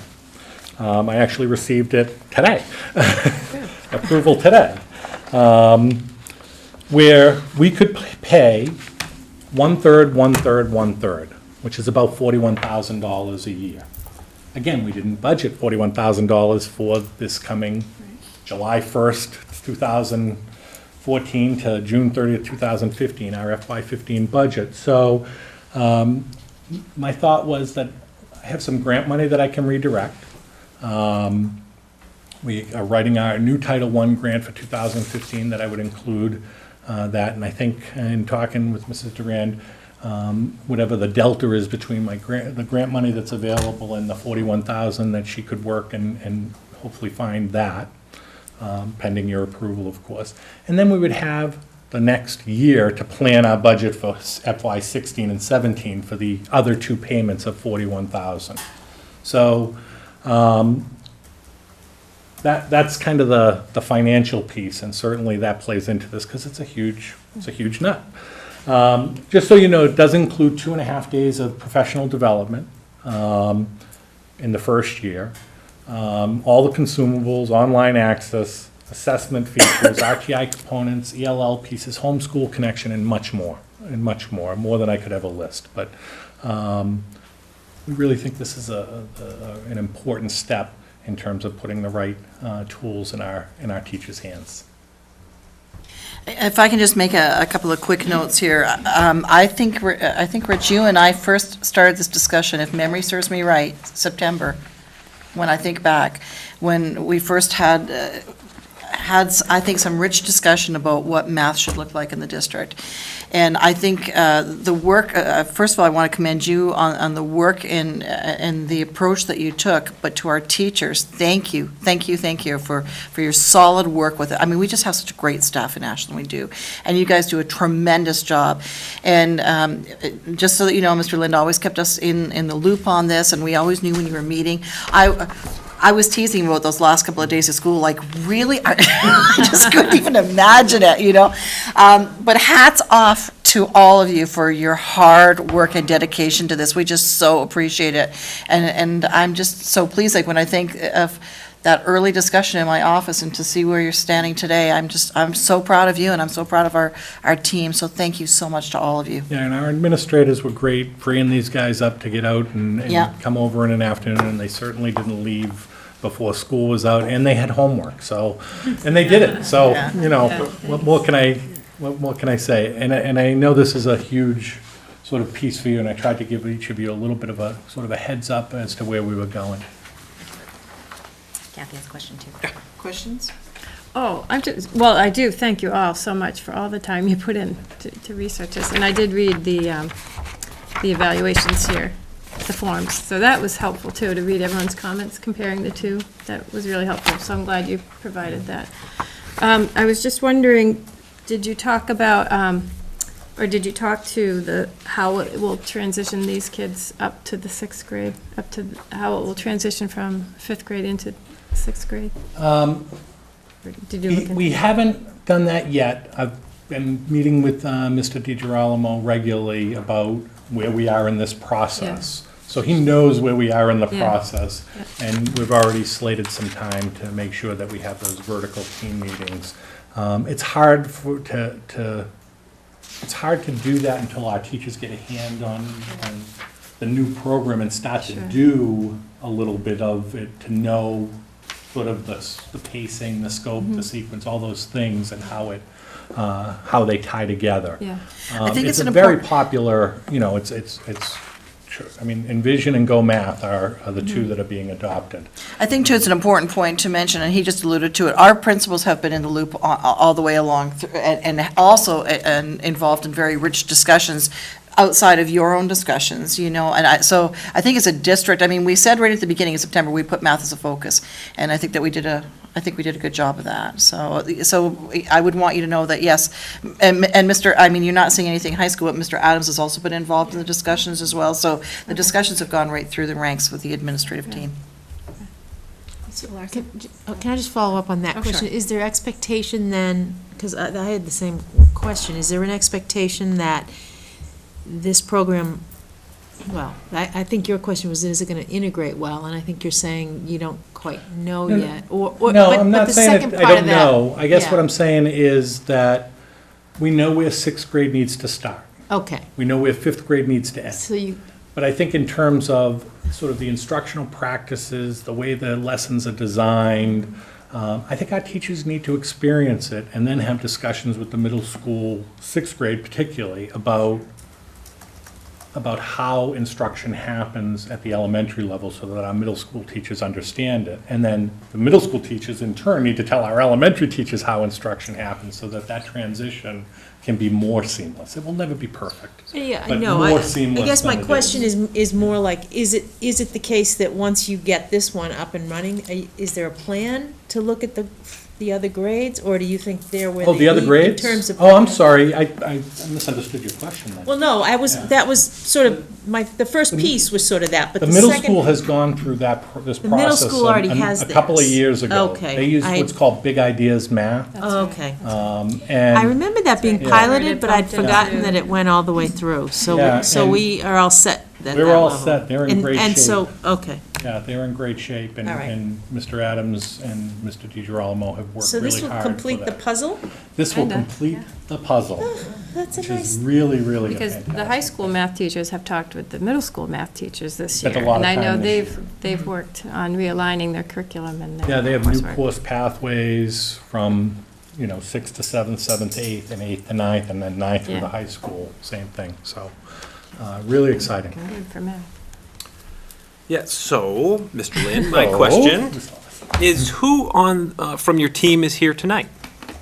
So if you could introduce your team members or have them introduce themselves. so I'm I going to just have know- them introduce And I was wondering if themselves. anybody wanted to say anything about this Yeah. program or about your experience, like, feel free to Yeah. come up and share with us whatever you want us to know They about it. probably should go to the microphone Yeah. each so that we Yeah. can, because we'd like to get you on Introduce yourself. camera You don't tonight have too, to please. I knew. Sorry. That's just so we can see it. Maybe if you can just say your grade, your name, your grade level, school, something like that, and And just feel a- free to share a with us snapshot. anything you want us to know about it, if you'd like. I can start. Desiree Tessicini, Multi-Age Neighborhood at Mendez. Lori Freeman, grade 2, Warren School. And Bev Moore, kindergarten at the Warren School. One of the things that I liked looking at the program was the 21st century skills. It has a really great online component. And so the kids have online access that has virtual manipulatives. You can assign homework and the kids can complete it online. So but it can also be printed out and sent home. The other piece too was, I think, Mr. Lind, you had mentioned this at the beginning, that Pearson is the company that developed Park, and they had a really great online test prep. So, and it was very, very similar to Park.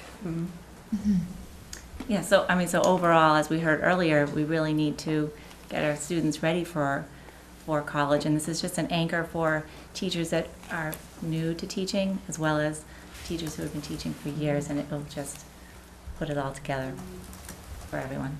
And another big piece that I noticed was just that there's such complete differentiation embedded into the program in each lesson too. So to challenge kids and support kids, and it has a lot of RTI support suggestions too that were pretty strong.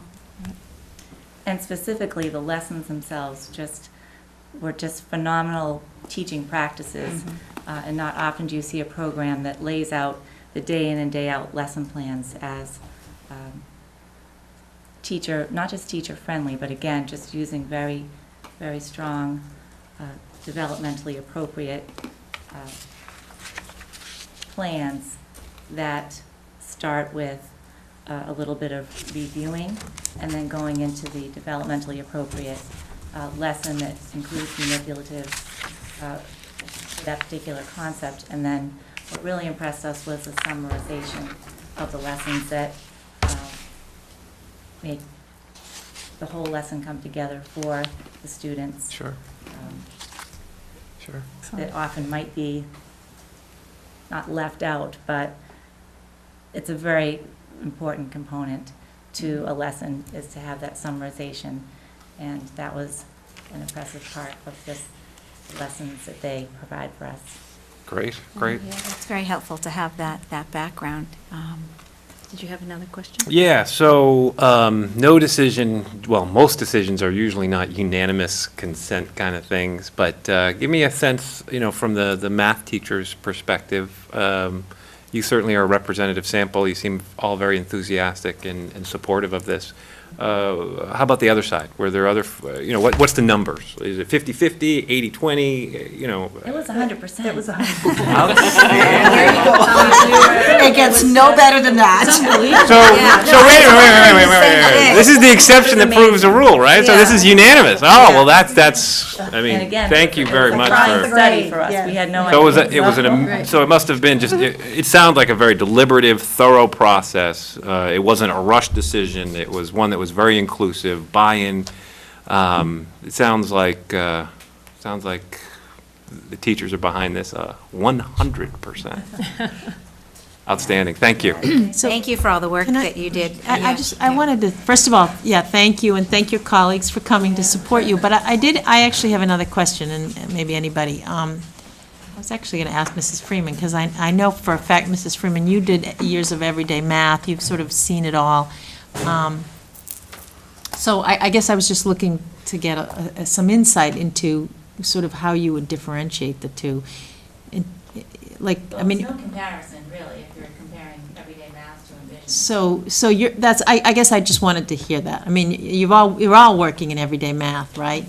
So this is, you're Yeah, we like need telling us concepts go. in unit form, Yeah. Yeah. not spiraling. So then my question about that, though, is we have children that are going to be like, say, a third grader who've done everyday math, and now we're going to put them in Oh, yeah. fourth, and we've had that spiraling thing. So- What happens to those Yeah, kids? it's going to be a challenge.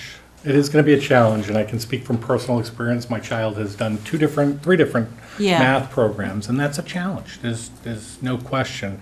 Anytime you change programmatically like that, or curriculum like that, you are going to have that sort of, glitch, kind of the kids who crossover have- where, Yeah, they're kind of a our weird- fourth graders from this year, who will be fifth graders, have had, Right. 5 years, K Right. through 4 of everyday math, and that's going to be a struggle for the teachers and for the students.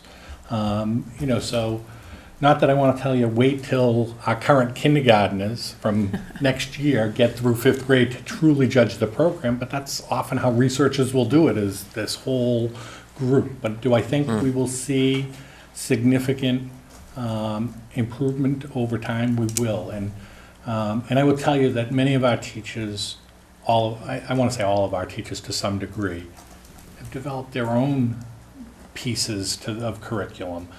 Some of it by program, some of it by grade level, some of it in partnerships, because the everyday math stuff is spotty at best in some places in terms of the materials. Definitely in terms of the training. I mean, for teachers that were hired in the last few years, they never had any training. They were given materials and said, go teach. And so, will it be a transition? Yes, but I don't think it would be as dramatic as you might think if we were doing everyday math to like fidelity, like this is how we've done it. We've sort of been moving away from it, yeah. So that's just my question. Work with Common Core that I feel as though it wouldn't be as difficult of a transition because they already are being prepared. You've moved away. So I guess my question, and maybe it's rhetorical, but do you have a plan to support both the teachers and, I know you said this profession, support the teachers and the kids that are going to go through this? I mean, I think it's a good thing that you see this coming, this issue for these kids, so you're going to sort of plan for that. And I think the first thing is if we prepare the teachers, they'll prepare their kids. Right. Because they know their kids in the classroom best. I mean, they see them every day, they know what they need, they know what they, if they're struggling with something, they'll know that they have to take a step back, and it won't be consistent. I think our fourth graders probably struggle more than our kindergartners, because our kindergartners have had nothing. They're gonna walk in the door and it'll be brand new. So I think we have to leave those discussions to the grade level teams. Certainly I'll communicate with them and their building administrators about using, the PD time is with trainers from Pearson to learn about Envision Math. But we have curriculum meeting time on a regular basis that we can certainly make sure if there are issues, and that's a regular agenda item. How's it going? Are we seeing any things that are popping up that are concerning or bothersome? Do we need support from Pearson in some way? Do we need support from, each other in some other way? How are you dealing with that? I think that probably is the best professional development, when teachers can exchange those instructional practices and learn from each other. Maybe that's even addressed in the two-day PD. They come prepared Yeah, I to can share certainly with- contact yeah. Pearson and say, we're making a shift. The other thing is we have, Holliston, Hopkinton, Franklin is actually implementing in September as well. Holliston and Hopkinton have used Envision for a couple of years, so some of the partnerships that I've tried to create in other areas may really be helpful here to say, what are you doing? And I certainly contacted Joyce Edwards over in Franklin to talk about, they had already put their order in. What did you order? What did you guys see as essential? What did you get for a price?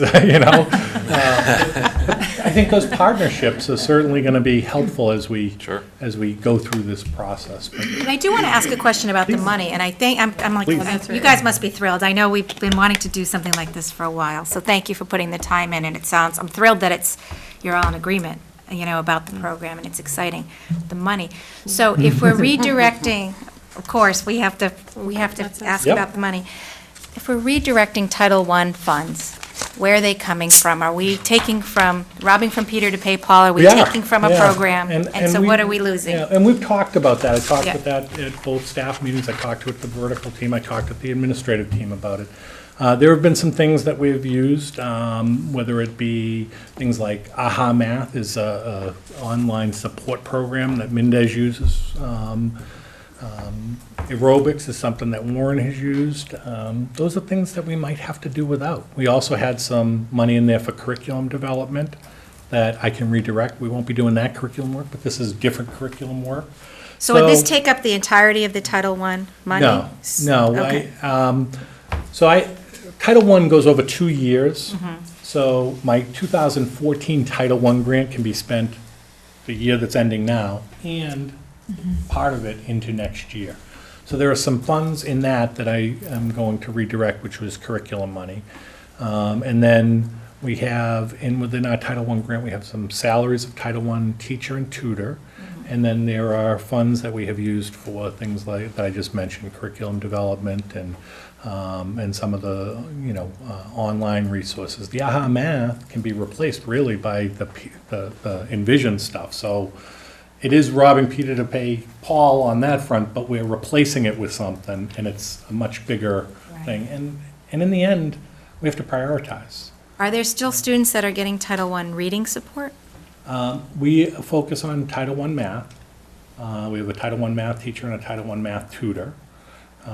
So we have reading specialists at Mendez, and we have 3 reading specialists at Warren, and 1 at the middle school, who are part of our district budget. They're not part of the Title I piece. So our Title I funds have been focused on mathematics at the elementary level in particular. Okay. So yes, I guess the answer to your question is yes. To some degree, we are prioritizing and saying, this is more important than that right now. Will they go away forever? No. I mean, it's to pay this bill off, but, if you put it on the triple beam balance kind of view, we really think this is a much higher priority right now. Barbara, what do you think of the money? Thank you for asking. But you have a plan, there's a plan. There is a plan. Okay. Rich and I have had some discussion for FY15, outside of the Title I, where we really need about $15,000. And so when we get to the school choice allotment later this evening, I will be asking for a revision to what I had submitted in order to fund that $15,000. So you feel comfortable? Yes. Okay. All right. Other questions? I do. And this one's for you, Mr. Lynn. So you opened the door earlier when you started talking about measuring. And so how are we going to measure success of this program over time? Yeah. Maybe you don't answer that tonight definitively, but, I think there's a couple ways. Yeah. First, we have, high stakes testing. Whatever the test will be, there will be scores that go with it. You say, we don't do Park MCAS in kindergarten. You're right, we don't. But the results of a 3rd grade test, a 4th grade test, an 8th grade test, a 10th grade test, those aren't grade level, those are K to 8. 8th grade math test is a K to 8 test. Tests over time how kids are doing across the district, because math is much more linear than other subjects, and it tests those pieces that they've learned along the way. Second, Envisions comes with an assessment feature that we can consistently be doing. And third, and maybe most importantly, our teachers have developed benchmark assessments. Will those need to be revised? Yeah, they might be.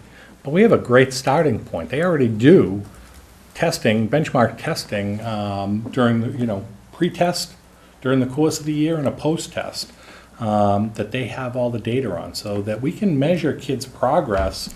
We already can measure kids' progress. Now we can say, all right, we made a shift in instruction. Now let's measure. So we have some things in place already.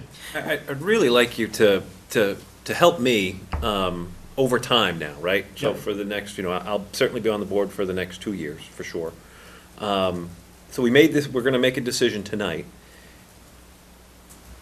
Revisit this throughout next year and maybe even the year after, and present to us the measured success that we're having with this I'd like the investment. teachers to come back, to be honest. Yeah, That's what I- yeah, but however you want to drive it, however you want to set that up, but please take that as an action item. Yeah. And I will. Please consider it. Yeah, Yeah. and, I would absolutely be glad to come back, and the only caveat I would always put on it is, you're not gonna see this incremental, wonderful growth, maybe. Maybe you will, but Fair I enough, fair doubt enough. it, just because, obviously, as you get started, it's more longitudinal, it's a big change. The other piece too, don't forget, is the DDMs that are going to be attached to this. And so we want to keep that in the back of our minds too. So when you come forward to do that, you can speak to that too. Perfect. But when I said the teacher, I really think like a year from now, and I won't be here, but if you do it in May, I would like to hear the teachers, because a lot of this we're hearing about how the teachers are really looking forward to this, and I think before the data comes in on the kids, the teachers are going to give us the anecdotal stuff that will be really, I think, important to hear. So come in Absolutely. May, I get to hear it, otherwise I'll be watching on TV. Thank you again to our teachers. Yes, Really thank appreciate you. your work. Thank you very much. Okay, Mr. Lind, I guess not so fast. We'll need to vote, we'll need a, We yeah, we're gonna need a vote. I'm sorry. motion. Yes, so, So can I make the motion? certainly. Yeah, so I move to approve the use of Envision Math Program by Pearson for the use in grade K through 5 as presented. I'll second. All in favor? Hi. Aye. Thank you. Thank you. Doesn't happen very often. Oh my gosh, that's so Great exciting. stuff. Great. Yeah, and getting it done before the end of the year. Yeah. Is there any way I could put my kids back through? Anytime. I'm sure they would love it. Thank you very much. Thank you. Thanks again. All right, now we're on to our park discussion. Discussion. Good night, thank you. Thank you. Good night, guys. Night. Enjoy the Great job. summer. Great job. Thank you. Thank you. Okay, who wants to start? Okay. Questions, comments, concerns? Do you have anything further? The only thing is, I compiled a list and I tried to, it's the latest information I had from the directors. We have a little Google Drive thing going and people are updating as they go, so I don't, you may have other information. I presented everything last time. If you have questions, I'd be glad to try to answer them, but I just wanted you to have a more recent list of cities, towns that have made choices, and there may be others. Like I said, these are only the folks that updated. And there's different listservs. I know ours has been updated like every 5 minutes, it seems. Yeah, yeah. So I wrote down some of the ones that I could remember, but without opening it up again. But I think there's a different list that has different. Back and Yeah, forth, yeah, too. yeah. Be like 5 or 6 in favor of Park, and then Yeah, in the MCAS beginning, goes it seemed ahead. like It's Park just- was leading, and the last time I 50-50. looked at it, there were probably 10 or 12 more on the MCAS side. Did you want to review again what So- the recommendation was? Yeah, so I was going to try and summarize from my memory, but if an administrator wants to lead, it's a one-year decision. It needs Yep. to be made before this end of the month. There's certain benefits and costs for not making a decision tonight or something. Yeah, just help me. Something. Yeah, right. So, in the end, we need to answer several questions, and I'm just trying to go back to my list for you. But in the end, we have to choose, or you have to choose, sorry, whether the Ashland will choose to give Park for grades 3 through 8 in 2015. Then you also have to decide whether grade 9 will do English, grade 9 will do math, grade 11 will do English, grade 11 will do math. Those are the big questions. We have a little more time on the computer-based assessment, but the feedback I have from the principals and from Mr. Carpenter and my own observations is that I think we can do the computer-based, but that's not an answer we need by June 30th. The June 30th deadline is only to guarantee your choice. If we go after June 30th, 12 o'clock on June 30th, which is Monday, to October 1st at noon time, our choice is not guaranteed. So we may select one but be assigned the other. If we choose after October 1st at noon time, then we are assigned MCAS.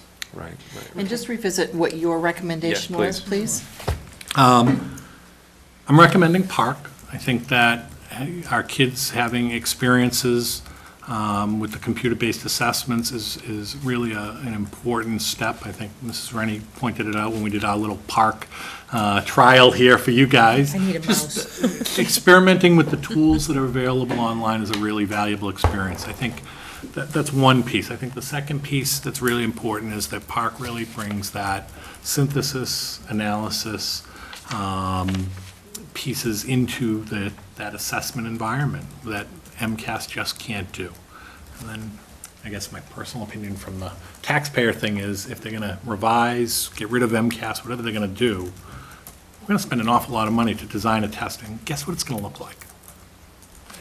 I'm just saying, it's based on our frameworks, which Park is, you heard Representative Santacandro, Massachusetts is driving the Park assessment. Ask yourself why other states are opting out. Because the standards are so high that they know they're going to fail miserably in comparison. The numbers are startling. You're going to see states, especially in the southeastern southeastern part of the country, really struggle because Massachusetts has taken a lead role. So I just believe we're going to end up with an assessment, if it's not Park, that looks very much like Park and tests the same kind of things. And it would be great to start getting data on those pieces of, synthesis and those other pieces that our kids currently can't quite get to on MCAS.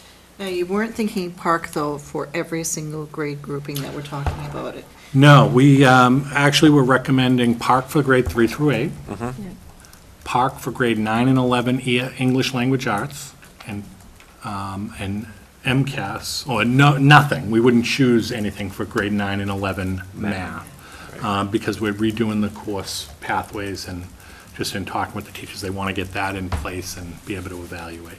Is there something about science as well, or no? Science will continue to be MCAS. There is no Park assessment for science. The standards are in draft form. So it's something they're working on. Yeah, they're called Next Generation Science Standards. That's the common core of science standards. Those were approved in draft form by Massachusetts, so they're not out yet. So the current standards are tested by MCAS. All right. And Okay. I have some. did you want to go ahead? No, go ahead. So it's our understanding that we believe for the school year 16-17 that the Board of Education is going to make a decision between Park and MCAS. In the fall of 2015, the Massachusetts Board of Education will be voting whether to adopt Park or not.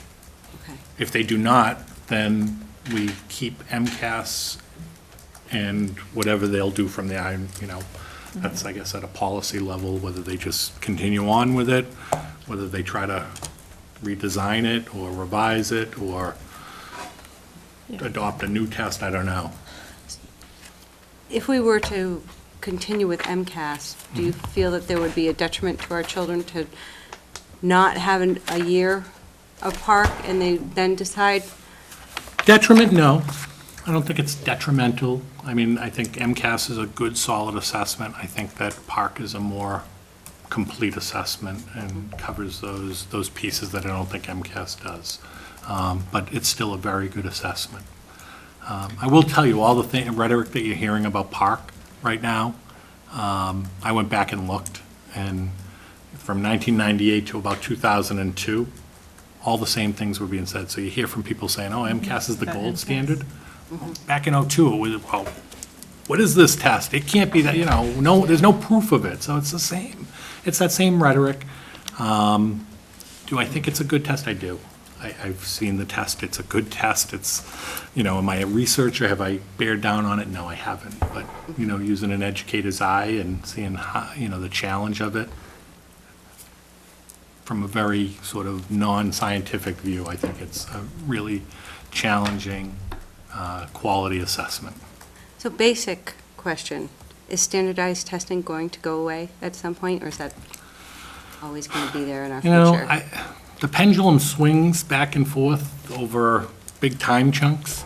Right now, I would say no. We're in a standards-based environment where, federal dollars and people are looking and saying, we're putting federal money, we're putting state money, we want evidence that we're getting our money's worth. Most federal programs require that type of evidence, and education didn't for a long, long time. So do I think standards-based high-stakes tests are going away in the short term? No. Could it swing the pendulum at some point? Probably. Does history repeat itself? Sure. It goes like this, and what those time pieces are, I can't predict, but not in the short term. I don't see it going anywhere, in the next 10, 15 years. Yes. So I had talked to a couple of the math teachers too. For myself, I wanted to get a sense of how they were feeling. I talked to Mr. Adams, he said it was okay. But that's how they were feeling. The math teachers, the chair, Mr. Shen at the high school, felt that if they had their choice, they would like to wait a year on the park because they are realigning some of their coursework with the middle school. And then I did talk to Ms. Bernier, and she's the 8th grade, she's an 8th grade math teacher. She agreed too with that. But she thought 8th grade and lower should try the park. But she had a good suggestion that if we do vote that way, that one of the high school math teachers come down and observe the middle school math teachers do the park so that they kind of get familiar with it. Just an idea. Yeah. That's if, Great idea. we decided to go that way. So I guess I felt comfortable after talking with the chair that, because I was wondering, well, do you want to give up, a year of practice of park with the math teachers? Would they want to just jump in? But so I'm comfortable with that they feel that that's okay to wait in the high school. Because those kids still have to finish, they'll still graduate with the MCAS requirement. Yeah, MCAS will Right, stay in sophomores. place till 2016, which is the 16. class of 2018. Yeah, I think, is it the 7th graders? Current 7th All right, graders. so really The our ones that 8th just- graders. Now they're 8th Right, graders, now they're 8th graders, sorry. They'll be the first, if park goes through in the future, they would be the first class, graduating Required class. to pass or- park for their Pass high school, park. yeah. Yeah, I'm a little just confused over the past couple weeks, and I know a lot of it's political and there are lobbies and so forth. Trust me, I know I've gotten probably Did you get a lot of more those than a emails? dozen emails Yeah. over the last couple of days. No one from Ashland, though. Nobody from right? Ashland, Right? so it's from other Kind of- communities. And so that's obviously not our town. And it's also, just noticing towns that have voted for park, then have changed their vote, or states that have chosen it and have backed out. And so I'm and even just looking at our immediate neighbors, and again, we're doing what's right for Ashland, and but everybody that abuts us has chosen MCAS. And, Framingham, Holliston, Hopkinton, Southborough, Northborough. And I'm just wondering, I'm not sure that I'm clear that there's a right way to go. And so what you were saying the last time, let's not make a big federal case over it. So that's really how I feel. Yeah. But given that, where there's so much sort of controversy and it's not settled whether this is the way to go, why make a move if we're not sure? Again, I guess, I just think it's a better assessment and gives us better data to start moving forward. I mean, again, I don't think it's a sort of a huge issue because it's a one-year choice. So sticking with MCAS isn't going to affect, our kids or our teachers at some huge level at this point. The Board of Education is going to make a choice in the fall of 2015, and then we're going to know what we have to do. If they do choose Park, then we get a little bit of a head start by choosing Park. If they stick with MCAS, it's not going to look like it looks right now. So that's what my recommendation is based on. I know some of the communities, my child is in one of them, and I know where a lot of that's coming from is, the signs are like about Common Core, and they're associating Park with Common Core, and that's not accurate. That ship has sailed, right? I mean, we already have state standards that include the Common Core, and they're really strong, robust standards. So, and most of what came in that community came from outside and worked its way in. And unfortunately, so much of the school personnel spent so much time dealing with that they weren't dealing with others. And I don't want that to become our issue. Sure. I don't. I Yeah, mean, nor do we. So I would say, whatever your sort of conscience tells you, I'm comfortable with. I mean, would I recommend Park? Yes. Would I be devastated if you went with MCAS? No.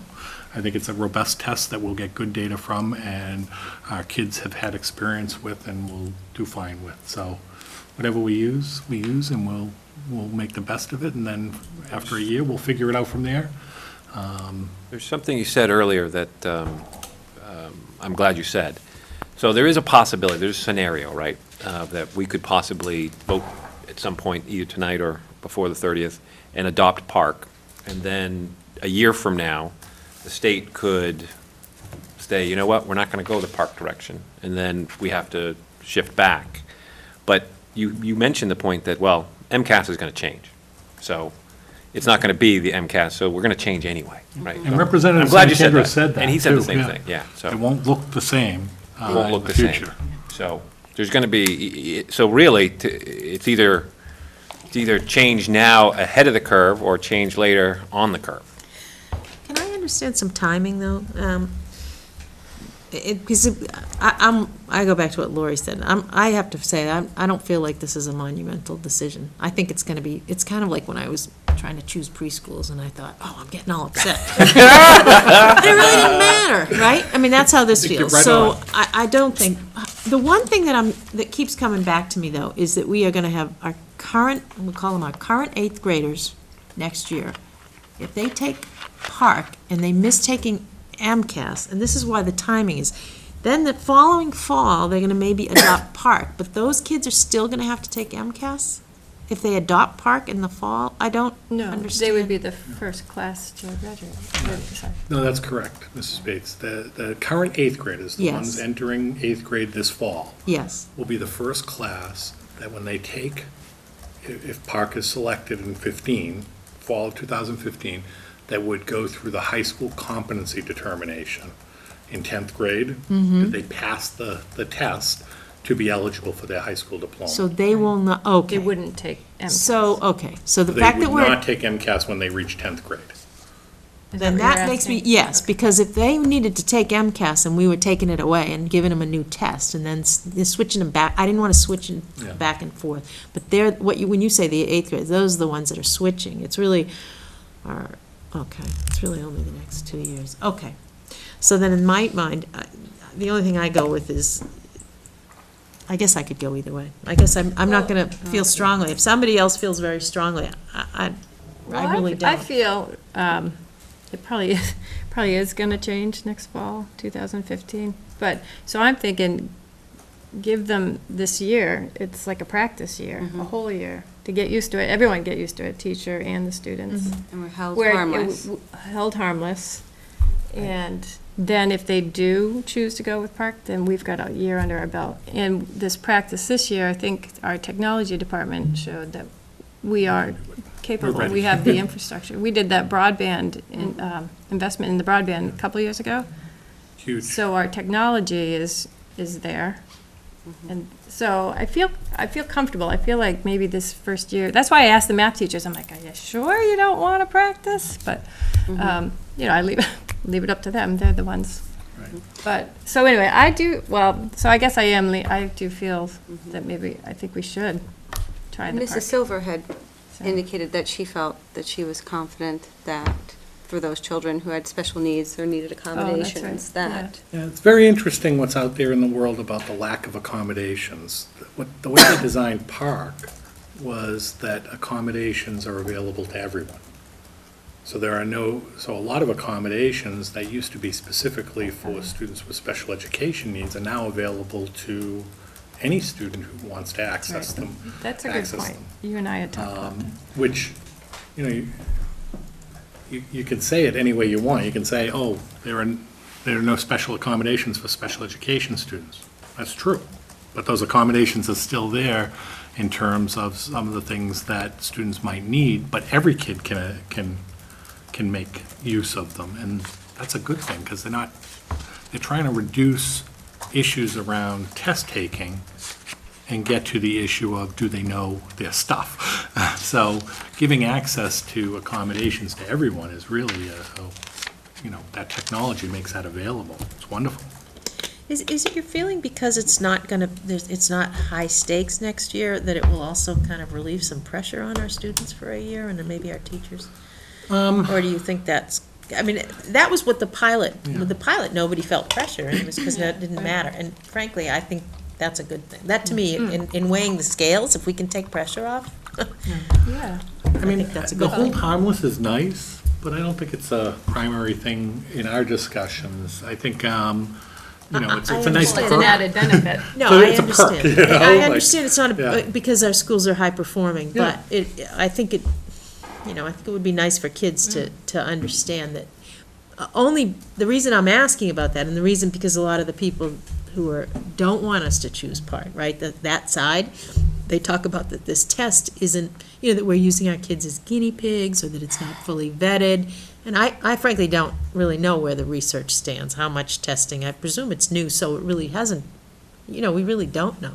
Right. And so it should be real, that our children should be told, look, this is not, you should not be stressed by this test. And it's the same process they went through with MCAS. I remember, yeah. I mean, they ran it, that didn't count, and then in '02, they said it counts, for the class of 2004. Right, and so 02 that's what I'm saying, I don't mind if you operational. use that expression, that they're not using them as guinea pigs, but that we're testing the test as long as the children understand that. And so, I have a procedural question. It's not saying on the agenda that we're voting tonight, and tonight's the 26th, and if we don't make a decision by the 30th, then in fact, we've made a decision by not making a decision. Does that make sense? They pick for us, so no, they they could picked pick for us, that's not a Well, decision. Right? I thought we were can voting. select after June 30th.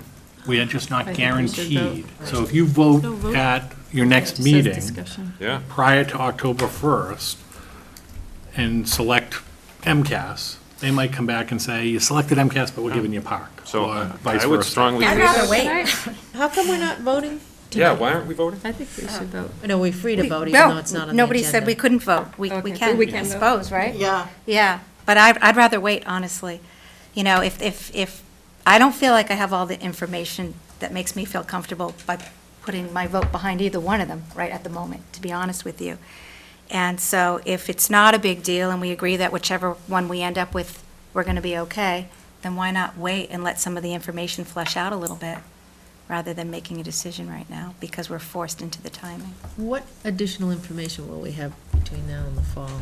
Is there, I'm seeing new stuff every day. I don't know about you, but, there are articles, there are hearings that are being conducted. I guess I'm hearing more opinions every day. I haven't heard, I'm not sure there's any further testing. I don't think Yeah. there's further data. But we could do, any of us could do more research, I guess. Is there a potential for Well- lawsuits in regards to this situation? I mean, could somebody put a stay on the Board of Education to? I don't know. Yeah, I mean. So, so I can make a motion for us to consider voting tonight. To consider voting, Yeah, so we're just making a motion to consider a to vote. consider. I think the motion could be just the vote, and if the motion doesn't, Well, I mean, it's not on the agenda to vote tonight, so so you want to. what I'd like to see is if the body the board wants to vote tonight. Oh, okay. And if the board doesn't want to vote tonight, then we've made our decision. So, Okay, you can motion that. yeah, so I I'll make a second it. motion to suggest that we vote tonight on Park. Is there a second? I'll second. You don't mean on Park, you mean I'm sorry. Whether on this Whether- subject. To vote. Yeah, whether to vote. Whether to vote or not. Just, That's what I went Okay, on to. we're voting that, yes, on Yeah. this that we subject. should vote tonight. Yeah. Okay, and Okay, you and seconded you're it? And I Second. second. Okay. Okay. So- Do we have to So be all in favor? I'm in favor of voting Favor of tonight. voting? Yes. I mean, I'd vote, I just I'm in said favor of vote. voting. Okay. Okay. I would like to vote tonight because I do feel that June 30th, I think we should decide before June 30th. I agree. Well, I think it's important to signal to the administrators so they know what they're looking Yeah. ahead to. That's my Yeah. feeling. Oh, On that motion? Sorry. I got She seconded yeses. it. Wait, I did second. everyone- You seconded it. Did Yes, all yeses. Yes. Yes, Oh, yes, Okay, so we're gonna sorry, vote. Kim, thanks. Okay. Okay, so, I just feel as if it's important to vote, so you go into the summer and that everybody goes in knowing what's coming. That's Absolutely. fair enough. I hear your point, Lori, that you'd like to wait and get more information, but I hear Marcia too. I think what I keep getting is just opinions, and I think I already know my opinion. I do know my opinion, so I would just assume let's move on that if people know their opinions, so. As I said, I don't have strong feelings, so I really do think we'll be fine either way, but I would prefer to make a decision, so.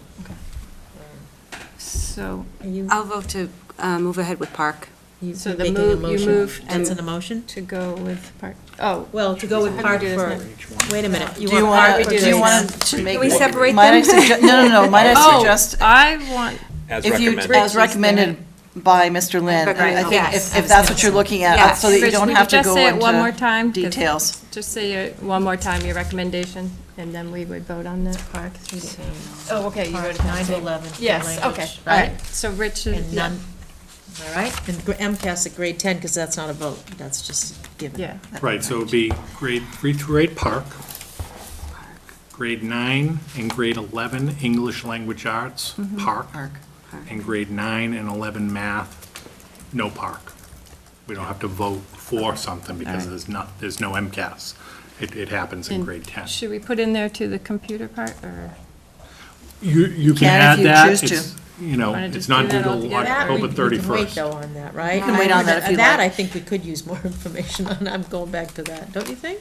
Well, Park I is mean, designed for or- a computer, but, okay. Is there any detriment to not voting? There isn't, right? We have till October 31st as a district to make a They're choice not on gonna the s- computer-based testing. And they're not going to say, oh, you're too No. late? Okay. That's no harm in You got to waiting. do it with pencil and erasers. Okay, all right. So now what are we doing? So then, I think the motion is Motion is to To, accept to Mr. Lynn. accept Park as grades. presented by Mr. Lynn, as recommended by Mr. Lynn. For 3 through 8. Okay. So is that the motion, Mark? It's Gina's motion, Is that right? It's Gina's motion. Gina's motioning that? I will Yes. second that motion. All in favor? Aye. Aye. I'm going to abstain. So it's 4-1.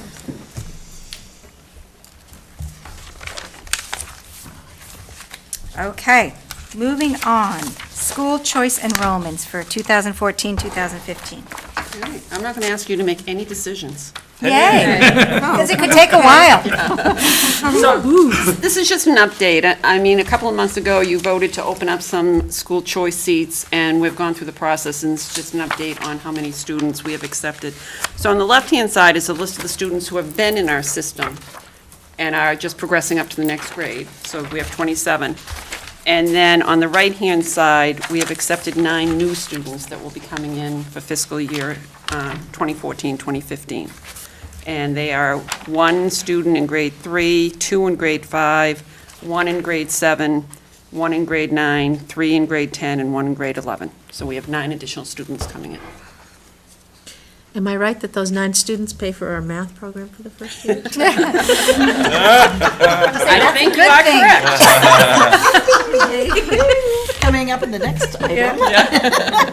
Oh, excellent. I see the dots. Okay, so that was just an update. Thank you. Just an update.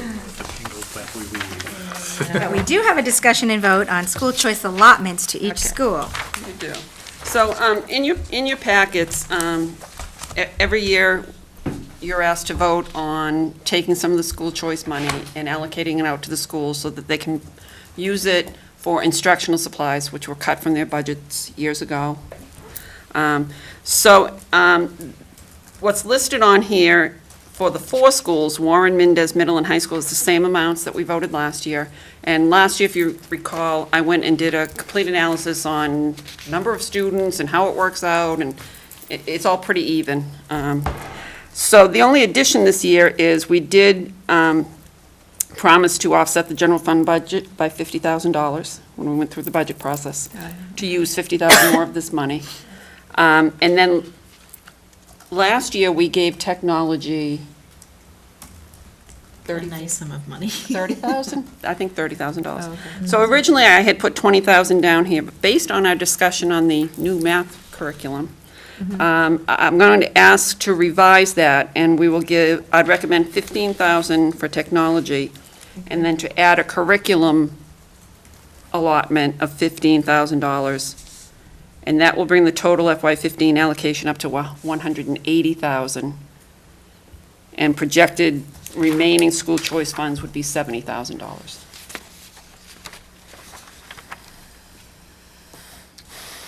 Could you do those numbers again? What? Okay. Oh, So- you got it. Okay. So Okay. that would become 70? Yes. Okay. And this would become 180? Oh, okay. Because you took 5 from there. Okay. Thank you. Okay. Thank you, got it. Okay. Thank you, Marcia. So any Any questions on any of that? And you need a vote? Yes. Okay, so do we have a motion to accept the projected, is it the school choice allocation recommendation For FY15. for FY15? Second. Well, we need a motion. Oh. Move to vote to approve the school choice allotments to each school as presented. Do we have a second? Second. All in favor? Aye. Aye. Okay. Thank you. Okay, we've got the conference coming up, yeah. MASC, MASS. I would like to go. We all went last year, and there's a discount if we register early, I believe. Yeah. So for folks who think they might want to go, now is the time to. I would like to go. I did find it very helpful last year to have all those seminars at our fingertips. Absolutely. Because you can do it kind of piecemeal through the year, but it's hard on a Saturday, you have to travel, or, just different Saturdays if you, and there's a lot of them that look, that are helpful, but you can't always take a Saturday to drive down to the Cape or all the way to the western Massachusetts. Agreed. So I don't, but so what, that.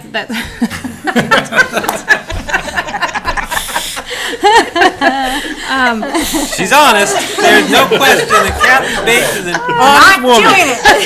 I'm not going to Lee or Lennox. Those are beautiful towns. But that's what's nice about Hyannis, because you can go and have all of those. And that was so fun. We got there Wednesday, and we all took off, and we all went to different ones, and then there was like other ones, and we could talk, and it was really useful, so. I thought we brought back great information, too. Yes, I I learned a did lot too. from what everybody else had Yep. gone to. And I think Yeah. this year I'll gain even more, Right, having a year sure. under my belt, knowing what I'm, Yep. need to brush up on or learn. Yeah, now you have a better idea. You've gone Yes. through a whole year, and now you know. Oh, I would like to dive into that or hear a little bit more about that, so. Absolutely. Anyway, I would like to attend. Yeah, me too. I think it's useful. We get a lot out of it, and it's good time, spent together for anybody who can go. Yeah. And if we can save some money by deciding now, then let's do it. Sure. And I would probably do what we did like the Wednesday. I probably would leave Friday morning. I don't think I would stay for all of Friday. Anyway, I think I did Wednesday and Thursday, so. Okay, what definitive So, information do you need right now? What I would ask is maybe through emails next week, I can connect with each of you to find out Which part? if you're interested, which days you're interested in. I mean, there's some dinners and lunches here that I need to know if you want to Yeah. register for also. So by the end of next week, I think we Alright. need to get this tied up. There's But I a can do- deadline for the I early like what- registration. I like what we did, oh, July July 15th. 1st. Okay. Oh, I thought it Yes. was July 1st. July 15th. That's the dinner we Are have. you right, gonna, July are you gonna poll us, or are you gonna send out an email to us, or do you want us to push out to you? Either way. If you don't reach out to me, I'll reach out to you. Okay, good enough. good Just enough. for discuss, I liked what we did last year, if people want to do that again. You're gonna miss Jimmy Tingle. I thought that was kind of odd. Why is he coming? She did too. No, I thought it was nice to have our own Yeah, then we dinner aside. We did a dinner on Thursday, so we went to the dinner Wednesday and lunch on Thursday, and then we did our own school committee dinner on Thursday night. I thought that was beneficial too. Throwing it out there. Okay, sounds good. We'll all get in All right, touch we'll with get you back to you, Barbara. within the Thank you. next week or so. Great. Next, we have the summer workshop meeting agenda items. I don't know if people came with thoughts or ideas. We definitely, I'm hoping to do some team building. We may or may not have some new people at our table, not really sure where we're going to be at July 29th. Yeah. So we do want to reserve some time for that. There are some policy matters that we had to push off because of the length of this evening's agenda. So we will need to set some time aside for policy at that meeting. Okay. And I'm not sure if anything else has come up that's urgent at this point. I don't want the agenda to get filled with, Housekeeping. with housekeeping Yeah. because we want to do what we do to get the team ready to start I think school the year. fields policy can wait till September. Okay. Oh, all right. Is that would the be Mike great. Gilbert document we're waiting for? No. No, that's Fields something- policy, that's- that's something Fields else. No, that's policy. Nick Muscartolo, AFMG. Yeah, right. Yeah. What about the Mike Gilbert policy? Well, It's he not said. ready yet. It's not ready, but he did send an email saying, by the end of the week. That was last week. He's been saying that for a month. Yeah. Yeah, I know. So if it is ready, though, I mean, that's a huge undertaking. So I think we'll have to make a conscious decision about how much time we want to spend from that day for that, or whether or not we want a separate day altogether. We can decide when we see if it comes before then, anyway. Unfortunately, I did not bring my notes from our May meeting, but I have a whole bunch of agenda items for our summer workshop from that meeting. Remember, we did a May 12th, we reviewed the book and a couple other things. There was a whole bunch of action items. You can that- send me an email. Yeah, and then the other thing that comes to mind is strategic planning. So we got, the principals were in here last meeting giving us the school improvement plans. And I saw that as kind of a bottom-up foundation for higher-level strategic planning. You can either do top-down or bottom-up. I really think it was a start for bottom-up strategic planning. And three-year strategic plan is kind of the buzzword I keep, throwing out there. And it's a longer than just a one meeting over the summer, but at some point, maybe we could spend some time talking about a process for doing that kind of planning. I know we have a lot of, there's going to be a lot of changes Well, we here. can maybe touch upon it. I mean, there is a strategic plan that ends 2015 or 16? 16. There's one in place, and it might just be a matter of taking a look at the current one to see if it can be tweaked rather than starting all over. But it can be something that we can discuss and take a look at. There you go. Is Yeah, it our it could be an expectation that we're item. going to have another workshop as well during the summer, or are we planning on just having one? Well, it depended, as far as I knew, depended on whether or not our policy manual is going to be ready. And Okay. I think now, too, that we will be definitely embarking on, some type of superintendent search. We're gonna need some more meetings other than July 29th. So we Okay. can talk about dates. I mean, I'd like to talk about safety at some point as a committee. Okay. So anyone email me, why don't we do it All this right, way? Email me your suggestions, and then we can try to find a nice balance where we are not using all the time for things like that, but using some of the time for things like that, so we can decide whether we need a second day. Okay, sound good?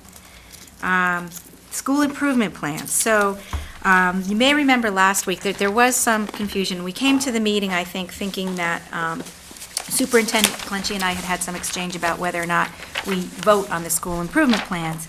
And Glenn Kuchar had advised that we do not, but there was a DESC, there is a DESC advisory on that, and it says front and center, that we do have the ability to approve parts or all of the plans. So I think when we showed up at the meeting, there was a little bit of confusion whether we were voting on the plans or not. I had the chance to loop back around with Glenn Kuchar and say, I'm looking at this DESC policy statement, it's telling me to do one thing, can I understand where this comes from? And he did explain that there was a history behind that. That there is a law, it's sort of buried in the Mass General laws, and it was changed recently, but it changed the ability of the school committee to vote on the plans and gave that the superintendent approves the plans. What Glenn did say, however, that it shouldn't change the fact that we are supposed to review them very carefully, no less carefully than if we were voting on them, and then it would be tied into our work with the superintendent, either the superintendent's valuation or the superintendent's goals for the following year. So while we won't be voting on them, it's certainly something, and again, maybe we can make a space for it either at our summer session or later, just to take a look and see what items on that list need to be revisited, either for future goals or for some direction on how we would recommend, that they be approached next year. But we will not be voting on them unless anybody has any input that they want to give tonight. It's not for the purposes of a vote. It would just be an observation at this point. Does that sound like a fair Yeah, explanation? that's exactly how I understand it, too. Yeah, yeah, I did go ahead and look at the law myself, and it is there, and there is some controversy about it, which is There why is. the DESE Yeah. states it another way. So is there, so we'll have to review them in the fall then? Is that what you're saying? Well, not necessarily, I mean, this was the time of year for us to look at them. I think the appropriate Oh, time, I- if we want to take a very careful look at them, would be between last time when we got them and perhaps the summer session, so that we can go into the fall with guidance for our superintendent, so that the Okay. superintendent can then share the guidance with the I see. principals. Does that sound fair? Yeah. Okay. Well, and I think like we had talked before about the notion, and I said if I was going to be here another year, what I would do is start to try to streamline those SIPs, we call them SIPs, the school improvement Okay. plans, but streamline them and find some more common ground between schools so that they all kind of look, kind of like the handbook project that we undertook this year. I think that same approach could be used with the school improvement plans. And I think to Mark's point too about a strategic plan, whether we work with the document that we currently have, whether we revise it, whether we start over, just trying to make sure that all the goals trace back to our strategic goals, and that everybody's on the, and then it all works into the superintendent goals and to the school committee goals, and that we're all sort of. That's where I think we need a seminar, because like you have your district goals, and so maybe we talk about that this summer. You have that district plan that goes, and then you have the school improvement plans, and then you've got your school committee goals. I don't know, I'm still, Well, it's up to us trying to to be make clear sure on that they that. all sort of flow Yeah. from one another. You know, that I the think I need strategic a- plan I is think I need a supposed to be the picture. guiding document, and we're supposed to be. diagram. I need a diagram. Yeah, we can do Rich was that. gonna say- Did you want to add something? I've done a lot of work with strategic planning.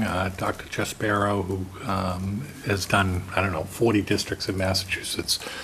Strategic planning, as Laurie just said, is really the overarching thing. So all of the plans, from school improvement plans to budgeting to policies that you review and approve, should start at that tip, and that tip is the strategic plan for the district. So, I'd certainly be And glad to answer any questions, outside as you guys get going with this project. Where do school committee goals fit in there, then, if you have your Underneath the underneath strategic plan, that? yeah. Okay. Superintendent goals. Everything, and I think All we've of had that ours is discussion. Yeah. administrators. Yeah, we did Everything talk should be about that. related and Everything tied should be all together. linked, Right. and Right. we just couldn't get there fast enough. No, right, yeah. But I think another year or two, I wouldn't push yourself inside of the next year. Yeah. I would take the next year or two to get where you want to go with that. Okay.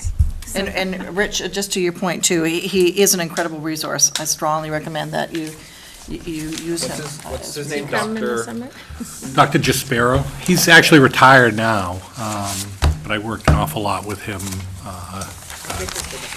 over the last few years of his career, but just an incredible guy with just a ton of knowledge on strategic planning. He doesn't do districts anymore. He's probably in his 80s now, but a very bright guy. You're a disciple of Dr. I am. I like the process that he went through to be very inclusive of not only school personnel, but the community, the town offices, to really say what do we want our school district to look like, and how do we want to get there, with goals and then objectives and action plans that built underneath. So, and all budgeting, when we did budgeting, we actually had to relate a strategic plan goal or objective or action plan item to that budget item. big item purchases, in particular, not every paperclip, I mean, that's, but big item purchases, when we're buying this many iPads, or we're buying, Right. new space. Right. Those are important, big money decisions when we're buying a new math program. Right. Those are Yeah. big purchases and should be connected to what we've outlined as how we want to get there, and stick to it. It really Yeah. focuses your spending and your planning and everything. Getting consensus on any decision, particularly a year-long one on something like a curriculum, obviously the process you used was a successful one, so, Yeah, I always liked what Dr. Jaspiro said. We're not leaving this room until we have consensus. So if you have something to say it now, because the worst thing we can do is walk out of here as a team and someone sort of goes rogue, and says, "Oh, that wasn't my decision." No, we're all on the Right. same page. If you disagree, we'll stay here until we don't disagree. And they were great to work with. So we didn't have to stay there that long. They were wonderful. They did a lot of work. But it's a good process, so. Thanks, Rich. Thank you. Okay, we have a travel request. Ashland High School to Costa Rica. Is there anybody that has any information they want to present about that? Or is it just a vote? I think it's just a vote, I believe. Yeah. It's in your packet. They've run this Yeah, no, trip. no, I've seen it. This trip has run before. Yeah. So- Christine has done great work. She's got at least one other teacher going with a small number of kids, not a huge trip. I think it's a 6-to-1 ratio for students to staff. So I think her maximum is 12. I thought that's what it was. Approximate number of students is Identified 12. the Yeah. second teacher? And she has two Marcia, teachers, no. her and one other. Okay, and you Yeah. know who it Do you know who is? they are? Gosh, I'm not going to Oh. remember the name, to be honest. She That's caught okay. me like on the second to last day of school when I was running crazy, but she said I have a second person. I can find out for you. I'll have some sidebar conversation with Mr. Lind. Okay, that sounds good. Do we have a motion to approve that student travel request to Sure. Costa Rica, June So 2015? moved. Do you have a second? I'll second. All in favor? Aye. Okay. All right, so prior to our receiving this letter from Brooke today, we had anticipated doing Brooke's evaluation this evening, but knowing that she had something in the works, we are not going to do it tonight, and it's not going to be necessary. The resignation is effective July 1st. Right. And that, because of that, we have an amendment to Superintendent Clenchey's contract that will need to waive a notice period, because in the contract, there would have been a 120-day notice period. So we're waiving that notice period so Superintendent Clenchey can move to her new position, as well as waiving the evaluation as is no longer necessary. And we are, and there was another provision in the amendment to prorate any vacation time. We will have to talk about transition. We've talked, one of the reasons why we brought this up at our last meeting, and we couldn't share too much information with the public, but we knew that it might be coming tonight, was to start to try to plan and find the way forward. I know Assistant Superintendent Duran has been gracious enough to step up in this situation before, and we are going to have to either consider internal candidates or think about whether to do a search process. I talked to MASC because you may recall that we did a search a couple of years ago when we hired Superintendent Clenchey. And we hired MASC to conduct that search. And as part of that search process, they came to Ashland. They spent quite a bit of time with different focus groups, teachers and administrators, as well as parents. They went into groups formerly known as SAC and some others to try to get community feel for what Ashland's looking for in a superintendent. And as well, they put together interview questions and so forth for us. So I have now been provided with all that material so that we can start to consider any candidates that might come about. But since July 1st is next week, it would be great if Assistant Superintendent Duran could step up and be our interim while we make our way through that process and consider our next step. So, does anybody have anything they want to say about that, or comments, or discussion? No. Thank I'm you, quite Barbara. comfortable with Barbara. Thank you. Yeah. In the interim, stepping in. Yes, that's fine. We have to stop meeting like this, Barbara. If you're willing, I know. I mean, you've done it before, you've done an excellent job you. in that position. I know that you're very happy with your position, your current Where I am, position. but But I can help out. we really you, Barbara. appreciate that. We have tremendous And confidence in you. We have tremendous confidence in you, and fortunately, we have a strong administrative team. Superintendent Clenchey has been saying that all along. So we've got lots of folks that we can rely on, and I feel really comfortable moving forward in that way. So if anybody has a motion to make Barbara Durand interim superintendent as of July 1st, while we consider other applicants, that would be fabulous. So moved. They can't, they're all rushing. Do you have a second? I second. All in favor? Aye. Thank you. Thank you, Barbara. Okay, and then we have one last item to add. Oh, I'm sorry. Are you going to do the amendment?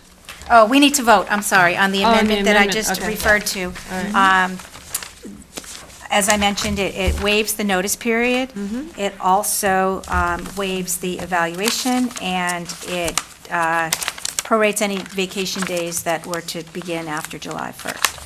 Just to be clear, this is your lawyer that crafted this. That's Yes. where this came from. It had nothing to do with me. This was your lawyer that did this.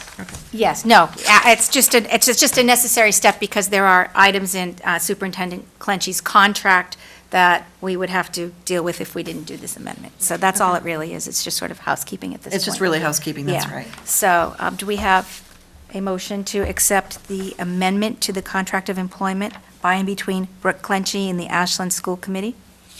So moved. You have a second? I'll second. All in favor? Aye. Okay, that's done. Best wishes, Brooke? Say it again. Yes. I said best wishes with that move. I know, yeah. I turned to Barbara tonight and I said, do you Great think the commissioner will leave the Werthers behind my nameplate like she does? I don't know if Commissioner Chester will do that. You'll get special treats. Yeah, I don't think there'll be special treats when you're around the Send you with a State baggie Board of then. Education table. You never know. Maybe they'll be better. Maybe you'll get like Snickers and. Mint. Exactly. Chocolates, yeah. Where are the offices? Well, it's funny you should Where are ask you that, going? because even the day that I had to go to the governor's office, I foolishly thought, and of course I say this to my very best friends out there, but I foolishly thought there must be one office, because I had to take stuff to the governor's office. I did not realize that there were so many offices that the governor has on Beacon Hill, and I was directed to various offices. And so, yeah, so the governor's office is right there. The Department of Education is actually in Malden, and it's on Pleasant Street there, and it's just a really short drive right into Boston. I mean, it's very, very quick. So that's where the Board of Education meets as well. Malden. So- And they meet during the days. So it's going to be very, very different. Very different. But I feel incredibly excited. I think it's just an incredible opportunity, something I never thought in my life. Nobody could have told me this would happen. Find yourself in Government Center from time to time. Look me up. I will do that. I'll show you a good place to go eat. North End for a meal, I'm There you sure. go. Okay, and then our last item, before we get to our action items, is the job description for the executive assistant to the superintendent. I don't know how, there are some changes on here, I don't know what they are. Maybe Barbara, you Yeah. could fill us in? So this came about because Karen Johnson's contract is up June 30th, and we're in process of negotiating a new contract with her. And we looked at the old job description, which is this one, and I don't know if you can tell, it was run off on a mimeograph machine like 25 years ago. So Funny. it was a great opportunity to rework the job description, and we also took a look at the title. This title is Administrative Secretary. We felt that the job that she does for us certainly deserves the recognition as Executive Assistant to the Superintendent. That office could not function without Karen Johnson. We just think the world of her. So it's I don't know item for item what changes. It talks a bit about her data work. She assumes responsibility for accuracy and timely submission of district-wide student data. She just maintains everything in the office, provides administrative support and assistance, but it's really more about the title change Okay, than the actual Okay. performance responsibilities. okay. So do we have a motion to accept the title change as well as the new job description for the executive assistant to the superintendent?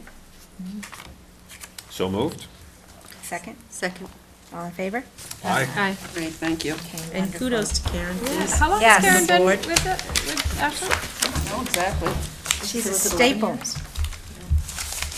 She was a different name when she came, right? Yes. She's been on. 11 years? She's just amazing. She really is probably the best I've worked with. She is fabulous. Okay, where are we? Okay, we're at action items and Action future items. agendas. All right, I guess, first, I'm wondering if this is the time to try to get everybody's schedule. We might have to have additional meetings to start interviewing or, Handy dandy calendar. and I know the summer's tough, and I know we had a hard time even finding the July 29th date, but maybe I can have an idea of who's going to be around when over the next couple of weeks. Right, when and then I'm next not week's gonna be 4th of here. July, so. Well, can we, what are we, what's the expectation for, we're putting Barbara in, and then we want to sort of have a meeting where we'll talk about strategy, Yeah, and that would be an open meeting. right? Are we thinking, but sort of, I guess I'm wondering, is that going to need to be very soon? And then sort of lay out what happens at that meeting in terms of future meetings, or do you see us setting up the process right now? Couple of meetings. Well, we should, I was more thinking about what everybody's availability is, because I know when we tried to pick July 29th, that Oh, that for was that one of the workshop. first dates, and so that's pretty far out, and depending on, That was a day meeting, is that right? That was a day Does that meeting, make it right. harder It's our because it's workshop. day? so people, so I'm kind of more concerned with who's going to be around, so that if there are things that need to happen, are people going to be around? And we can So- talk more about, all right, do you have a recommendation, Barbara, as far as timing for meetings? Are you around? I'm around. Okay. Yep. So I'm just looking at the calendar, just as the next possible, as a date is Thursday, July 10th in the evening. Okay. Just because it's the second Thursday. Are you looking at it because it's a Thursday, or that's Yeah, your I'm first just looking at- available? I was just Oh. looking at because it's a Thursday. But it doesn't have I to be don't think we Thursday. need to stick to Thursdays, though, do we? I would say, I am not here next Thursday, July 3rd. Me neither, yeah. You know, that's 4th of July. But I am here on the 10th. I'm here tomorrow, and I'm here, well, that's too soon, probably, that's too soon, because we gotta post. For but- posting. So if we go for, Here we next take next week. week off because it's a vacation week, Right. right? Yeah, Right. sure. And Barbara's in charge, we'll leave her in charge happily. That was a laugh. Those are cackles. There is a conference in July that Rich and I will be attending, Okay. the 17th, 16th, 16th, 17th, And 18th, and 18th. Will you be around on the 10th? Yes. And how many of you can make it on the 10th? I think I can make it on. I can make it on the 10th. I can do the 10th. Are we talking evening then? Yeah. Yes. I hope. 7 or earlier, 7? Whatever's convenient for everybody. 7 would be great. 7 PM? Rich, that works for you? Okay, sure. And then we'll have more time to think about scheduling for whatever else. Should we pick another second date, or should we get to the 10th and then see where we're at? That's what I'm hoping to do.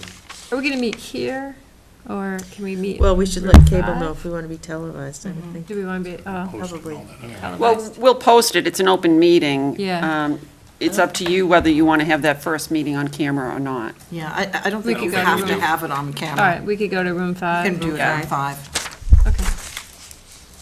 Okay, and what are everybody's feelings about picking a second date now, or waiting until the 10th and seeing where we're at?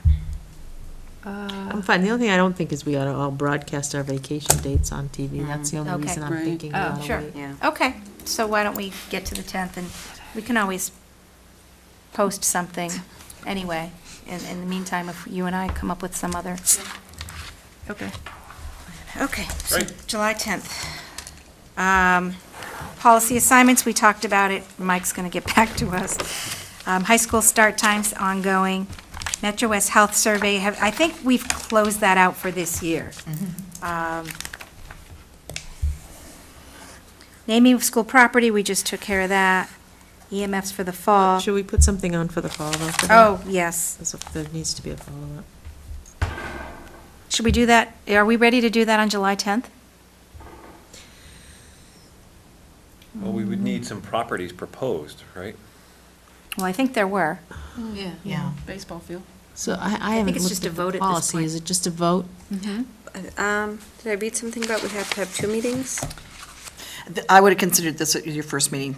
Yeah, I thought there was 2, policy says 2 meetings, and then at the third you vote, or? Yeah, let me find the language for that. I mean, the advantage in doing it on the next meeting is that we could plan something for the fall, right? We will be done. Right. It's fine. Like, what would be the reason to wait? So I We just already wanna- I have wanna The be reason, clear on because what we the won't be on property if is. we're not on camera. That's the only other reason I was thinking, but I don't know that matters. Do we have to We have? could be on camera. But we could be on I- camera too. I- I don't know if we're gonna be. Do you have to have the public input or the policy? Yeah. Do you want me to read Last number time. 9? The opportunity is public right now. The opportunity is their input between now and whenever so it's good that we're announcing when it will happen. The school committee's independent recommendation shall be made no less than 2 regularly scheduled school committee meetings prior to the final vote, which shall be scheduled to occur at a regular meeting. So it's a regular meeting. The community shall be encouraged to submit their comments to the committee prior to the final vote. So we might not So be what's eligible. regular? Can I just go back? Don't forget that I brought this up a meeting ago. And so this is, for all intents and purposes, this could be Right. considered your second Second meeting. meeting. So you could vote at your next meeting. I mean, this isn't really, this particular situation is not a surprise to any, well, really, I think most of you sitting around the table, because it's been on the back burner. We've been sitting on it for over a year. I I just, think if there's something we can do on the 10th, I didn't think that we know- should. just we what the didn't know what- property is. Right, we Yeah. didn't Yeah. know, that's the only thing. That's exactly So right. that's why I think, I mean, the public might have some input. Yeah, in principle, I love the idea, right? I just want to know what property specifically. We refer to a softball field, we refer to a baseball field. Well, that's I think up it's the to us baseball, at this yeah. point. Yeah. That's Right, up to and you. that's Yeah, kinda yeah, I like- just don't know what that is, that's Yeah. all, that's all. So I would say let's plan on putting it on the agenda, and so that the public knows that this is their opportunity. And then if for some reason you, in looking more closely at the policy or whatever, you decide that we can't do it, then we won't, and we'll wait. But at least we've announced to the public this is an opportunity to get back to us on this potential nomination, right? Yep. Okay. Sustainability, we'll change that to fall. Policy retreat, again, that's just dependent on when we get our policy manual. Superintendent evaluation, we dealt with that this evening. The fundraising policy, that was one of the policies that I was talking about. There is something that was ready for us to look at, but we did decide not to do it tonight because of the length of the agenda, so it may be something that we can do at our summer session. Okay. MCAS results we'll get in the fall. Recognition of library volunteers, we also wanted to try to do that this evening because they had given their final accounting of what was left done and undone, and they said goodbye. And we tried to put something together, but too many of them were going to be away at this point this evening. So I asked Madeline if it would be okay with her if we waited till the fall. I apologize that we didn't get it done before the end of the year, but we wanted to include as many people as we could that had volunteered over the years. So she was totally fine waiting until September. So in September, the plan is to have some type of reception to thank the folks that had stood in as library volunteers for all those years. Like a half hour before our meeting, like we do with the That's retirees, something certainly, like that. talked yeah, about, yeah. that's what we were thinking, Sounds- but we sounds can do appropriate. whatever we feel is appropriate. And that's it, unless anybody has anything else to add. One thing that jumps to my mind is, and this may not be, well, it's an agenda item at a workshop kind of thing, municipal finance and budgeting from, I believe it's on the agenda It for is the on there 29th already. already. oh, already? It's on there for, The fields management policy, Lori, added. Add for September. Yeah, thank you. Okay, and that's it unless anybody has anything else. And school committee member updates. Kathy, did you have anything? just real quick, I went to the YMCA Community Forum. They had a follow-up, and they had it just for Ashland, whereas back in January, I think it was Ashland, Hopkinton, and Holliston, those 3 towns. And then they took all that feedback from that community forum and then presented it to Ashland.